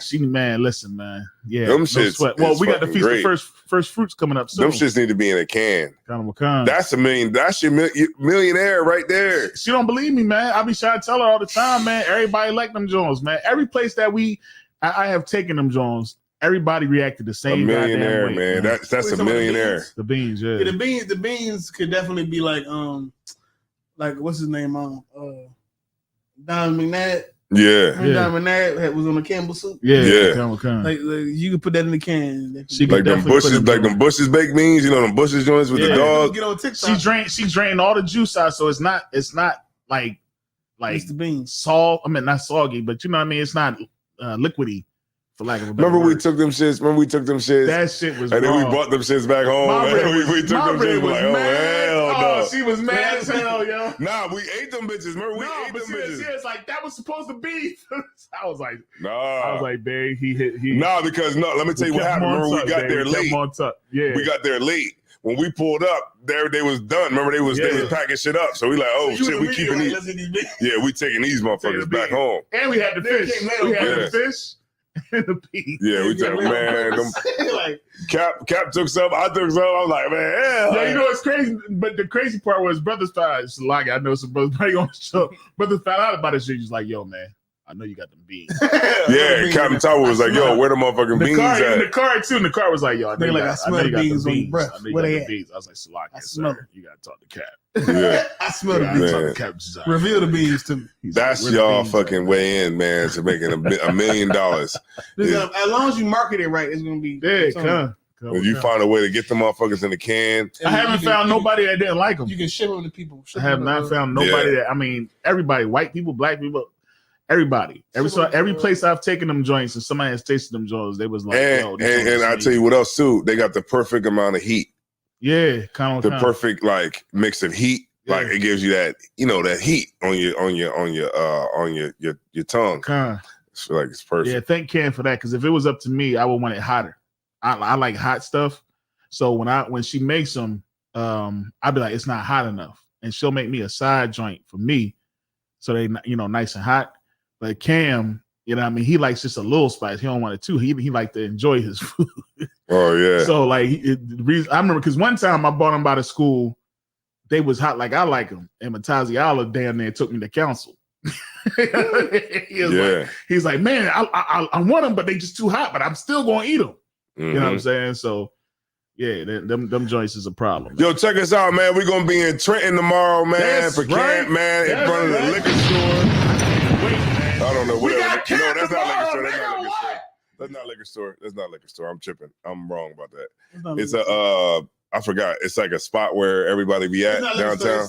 It's a Crown Child. It's a Crown Child. The camp spot. The back of the camp. Our back is to an abandoned Bank of America, and then right across the street is a Crown Fried Chicken. Crown Child. Yo, the pastor gonna be like, "Fuck, these niggas came back with more niggas." Yep. We coming back with more niggas. He's like, "This is what I thought I was real." Yep. Yeah. Come back again. I'm hoping them Purple Bulls is right across the street too. That'd be dope. Yeah, that shit is gonna be funny as hell because when we coming back with a vengeance. God damn. And they over there then. Strong. Yeah. A whole different day. Ooh wee. Yeah, but Trenton, man, they got some good food. I heard. I miss camp. We got something we could, definitely. I got to ride with somebody because I cannot. I'll go in with gas or something, but I can't drive my truck up there. You ain't telling him he gonna give you a ride? Bro, I don't know. We'll see. You ain't even let me know. I was because you seen I put in the joint. We haven't gone to Smyrna. What you say? We haven't joined to Smyrna. We was gonna leave straight from Smyrna tomorrow. But you still gotta come past here, right? Somebody. Yeah, we make it. Well, y'all could go ahead. I mean, ain't no sweat. I'll make it happen, Cap. I'll make it happen, Cap. No, but I'm saying if nobody has a ride or whatever, I could just. I was gonna ride with just go ahead. If you ain't got no ride. Y'all just go ahead, man. A lot of brothers hoping they get that excuse tomorrow, huh? Nah, man, everybody going, man. Nigga, like, in the room of the cops. I told brothers, I was like, nah, bro. I ain't trying to hear none of that shit. No. We getting up early in the morning. Everybody in Delaware and South gonna be there. No, because we gotta be there at 1. That's what I said. I'm having to join early in the morning, 10 a.m. So you know what I'm saying? 10. I figured 10 to 12. You know what I'm saying? And then we get in the car and ride on out. Or 10, 11:30. No, not 11:30. Really? Well, we'll talk off camera. Come on. Well, yeah, I guess I don't see nobody else in the live. So yeah, I don't know where these 16 people was at, man. What you mean? It's nobody on the live right now. Our joint? Yeah. My jaw showing we got 27 people in. 27 people? Yeah. Is it maybe on Twitch or something? I think it's on Twitch. 27 people on Twitch? Because the people that we got a total of 27 people in there. Okay, if you're watching this thing right now, where are you watching it from? If you're not watching it from Facebook or YouTube, what you watching? What are you watching it from? Because I got Twitch on here and I got Twitter. Twitter. Is that Twitter? What's the yellow jaw? It gotta be Twitch because you look on Twitch YouTube and Facebook, ain't nobody on there. Yeah, very few people. We just lost somebody because they was like, man, they want to ask. Yeah, because I'm watching it right now. I just say live on Facebook. Yeah, we up. Let's see, Now folks want to leave. Now y'all want to be some little punks. Oh, niggas want to ask where I'm calling from. I need to get keep talking. Leave me alone. Yeah, talk about that shit. Talk about being in jail. I like niggas in jail. Talk about that jail shit. I like when you talk about jail shit. I like when you scramble and scrape your day, man. Scramble and scrape. Scramble and scrape like Cassie was scrambling and scraping. 5 people on YouTube. Cap, did you see this? I did see that. Yeah.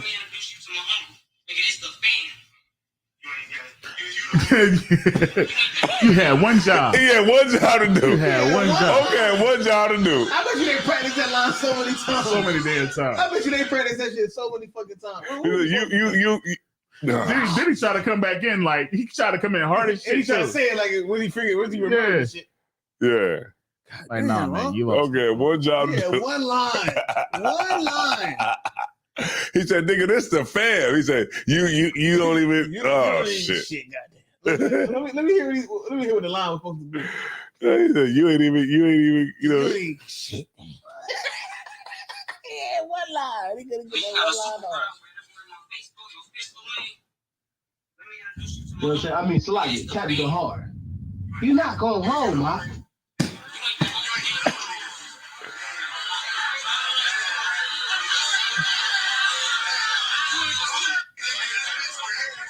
You ain't the only nigga in this bitch with hands. That's what it was. That's not even that intricate of a thing to say. Nigga, this the fan. All he had to say was, "You're not the only nigga in this bitch with hands." This the fan. You're not the only nigga in this bitch with hands. That's all he had to say. And he fumbled that shit so bad. You're not the only nigga in this bitch with hands. Hey, you're the only bitch in this nigga. He ain't the only nigga in this bitch. We got Paratiza in the building. He said he on YouTube. He said, that nigga, this the fam. He said, you ain't goddamn. He said, you ain't the only nigga in this bitch with hands. Yeah, the only nigga in this bitch with hands. Goddamn. It would have been dope if he would have said it. Yeah, it was hard. But that nigga said. Well, I guess, if he said it right, it probably wouldn't have been viral though. So. Yeah. He said, nigga, this the fam. He said, you ain't even, goddamn. It's like a joke. It's like a joke at the time. You went, goddamn. Yo, that shit funny as hell. Oh my god. All right. That's about it. Yeah, that's about it, man. We getting ready. All right, man. So yeah, man. So make sure y'all check us out next week, man. Rude and Speech, man. You know what I'm saying? Back in the building. That's Lord allow, man. Next week I'll have my CDL. We'll see. You know what I mean? Lord be with me. Cause I had to learn how to drive a fucking 10-speed fucking semi truck in 10 days. Damn. You gonna knock it out, man. You just gotta focus on it, study it. Know your calibrations and your kilometers. Right.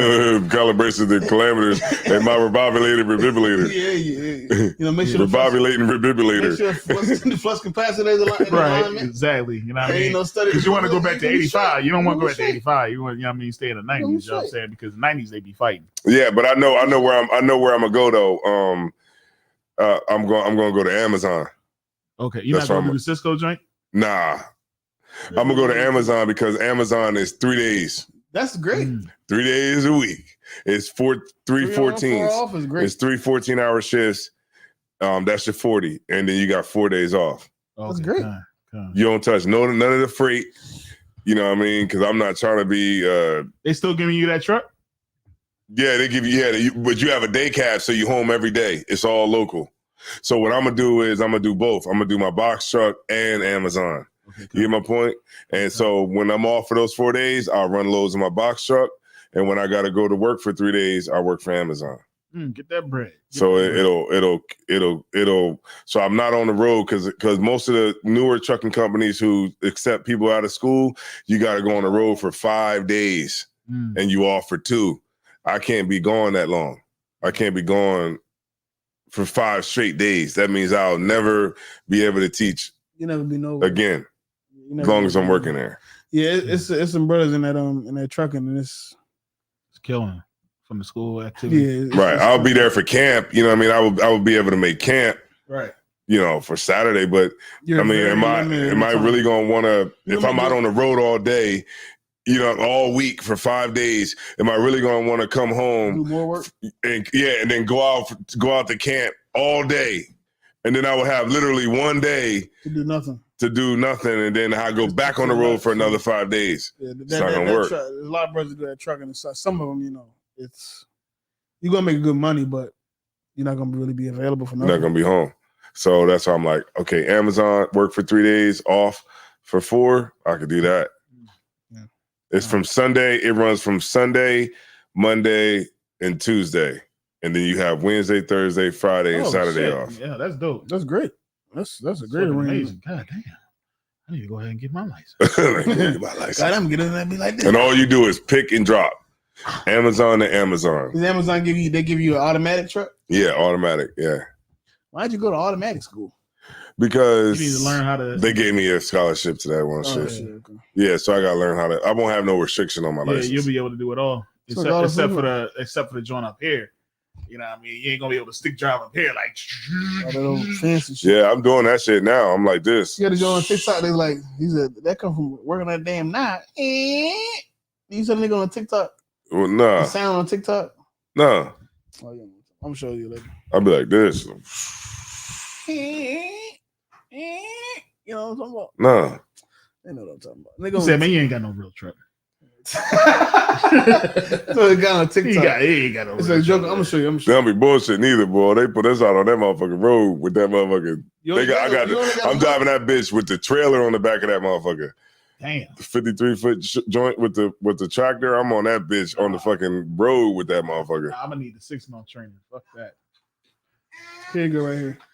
And see, that comes from sitting up there pulling on that motherfucking knob. He was a nigga talking about driving the truck. Yeah. He said, you see my finger right there? That come from pulling that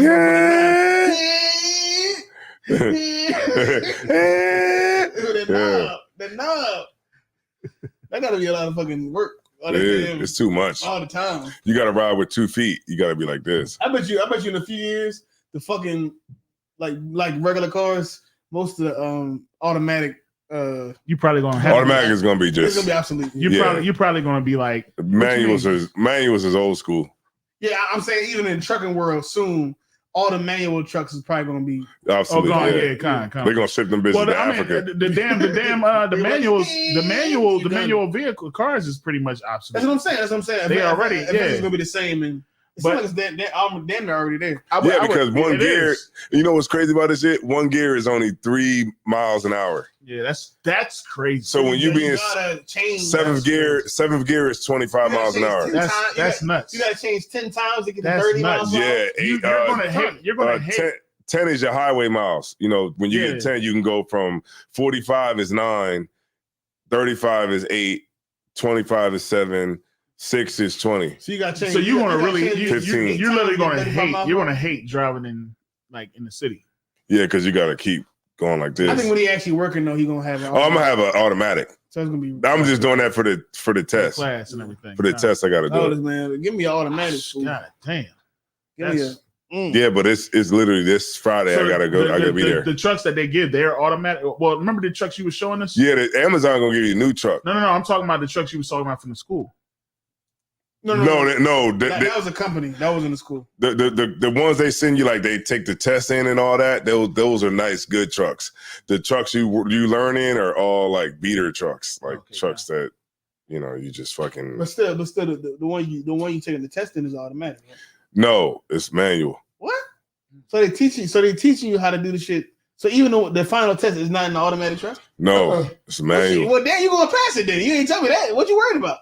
No, because it's a lot. It's harder. It's harder on the test because when you're in the manual, like you can't stall, you can't not be in gear. You know what I mean? Sometimes you be riding, you might not be matching it right. So like, say you going 35 miles an hour, and you like, well, let me put this bitch in 8, and you in 7, and then you go up to 8, and that bitch don't go into 8.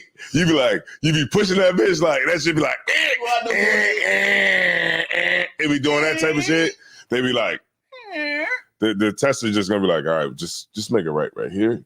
Pull over. Make it left over there. All right, we're gonna go ahead and end this test right now, and then you're done. You fail. If you float the gears, you fail. If you stall, you fail. If you freewheel where you can't get in the gear because your RPMs is off, you fail. That's it. That's why it's harder, because you won't get no restrictions on your license. You'll be able to drive anything with the manual shit. School bus? Yeah, school buses. A's can do everything. You're a professional. You'll be able, because remember that a lot of them tour buses be having that shit. Yeah, with an A, you're considered a professional driver. Huh?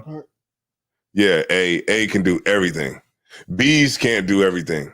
B's can't do combination vehicles. They can ride like a bus and all that, but it's a dude in the class right now who got a B, but he had to come there because once you get the A, you're considered a professional driver. See that right there? That come from working that damn knob. that come from working that damn knob. All right, so yeah, let's get up out of here, man. Yeah, so man. Check this out, man. Y'all want to catch us, man? We're gonna be in Trenton tomorrow. Right. I'm gonna be over there getting some wings. Right. We got plenty of people to speak. That's right. So y'all check out all our videos, our social media. Yeah, and y'all can check it out tomorrow. I'm a vlog the trip myself. Yeah, we're gonna be on there getting it on. Spoken so long, they're gonna forget what organization we part of. Right. Yeah. Like this is the Universal of high learning and yeah. I'm going into. What did the brother say one time when he Universal of extreme knowledge. Yeah, it was. He said Universal extreme knowledge. Supreme. That's the Israelite Supreme knowledge. We're the Israelite Supreme of. God damn. Something crazy. He said. Yeah, he been studying. Shit. But I'm going into who wrote the Bible tomorrow. You know who wrote the Bible? Who wrote I'm gonna pull up the scripture. They ain't gonna give a fuck about none of that. So well, who wrote the Bible? They're not gonna care with you about that at all. Or I'll talk about like Eddie Winslow. They'll like that, right? Oh, that's what they've been doing. I'm gonna talk about Kendrick Lamar. Dry bones. I'm gonna talk about Kendrick Lamar and how J. Cole was right to apologize. So y'all niggas need to say sorry. Niggas need to say sorry. You niggas need to be brotherly. You know you wrong. You shouldn't fight again. You shouldn't say anything bad about it. They said Kendrick Lamar is the best rapper ever. He kind of submitted himself. Yeah, he's the best rapper. Listen, man. I think after this, he probably worked his way into the. I already been. Like I've been on that shit. Yeah. Top. I've been on that shit, man. Come on now. Some of his. Because right now, he's the best. He's definitely the best. Right now, he's probably submitted himself as the best of this generation. Because nobody could fuck with Drake. You know what I mean? Drake was that nigga. Nobody could fuck with Drake. But I'm gonna leave it like that. He silenced that boy. Yeah. All right, man. So check it out, man. We got Captain Ariel here. Yes, that's right. We got Isaiah War. I ain't gonna forget the brother name, man. Council. From Bear. General would be like, what's the brother name? What's the brother name? The thumb yard. I want to say. No, he get my thumb yard. He be like, he getting a bar mix. So he be like, what's the area of the week? He's like, like, damn, the bar. What's the brother name? Nabar, Trooper Nabar. All right, yeah. Say everybody. Who are you? Nabar, okay. I'm gonna get it. Who are you? The same nigga I was last week. The same guy I was for the past 2 months. Yeah, man. Oh man, that's funny. So shout out to everybody, man. We're gonna we're gonna be out there in the streets. Yeah, we're gonna be out there in the streets till nighttime. Yeah, till the sun goes. Oh shit! Look! Shit! It's early. It's only 12 o'clock. We're gonna shut down. All right, we out, man. We out there with us tomorrow. Damn right, man. We go home and get some rest. Hey. I'm Captain Design One. Isaiah War. It's Captain Ariel. Man, we're Rude and Speech. So let's just get up out of here. See y'all. Rude and Speech. You know, maybe if brothers really want to hang out, maybe we could go on tomorrow, but that probably won't happen. I don't know about tomorrow. Oh, they yawning. Let's me stop and get some cheese days on the way home. Yo, that sounds great. Yeah, how about that? All right, and with that, Shalom Israel. Let me introduce you to my uncle. Nigga, this the fan. You ain't the only nigga in this bitch that got hands.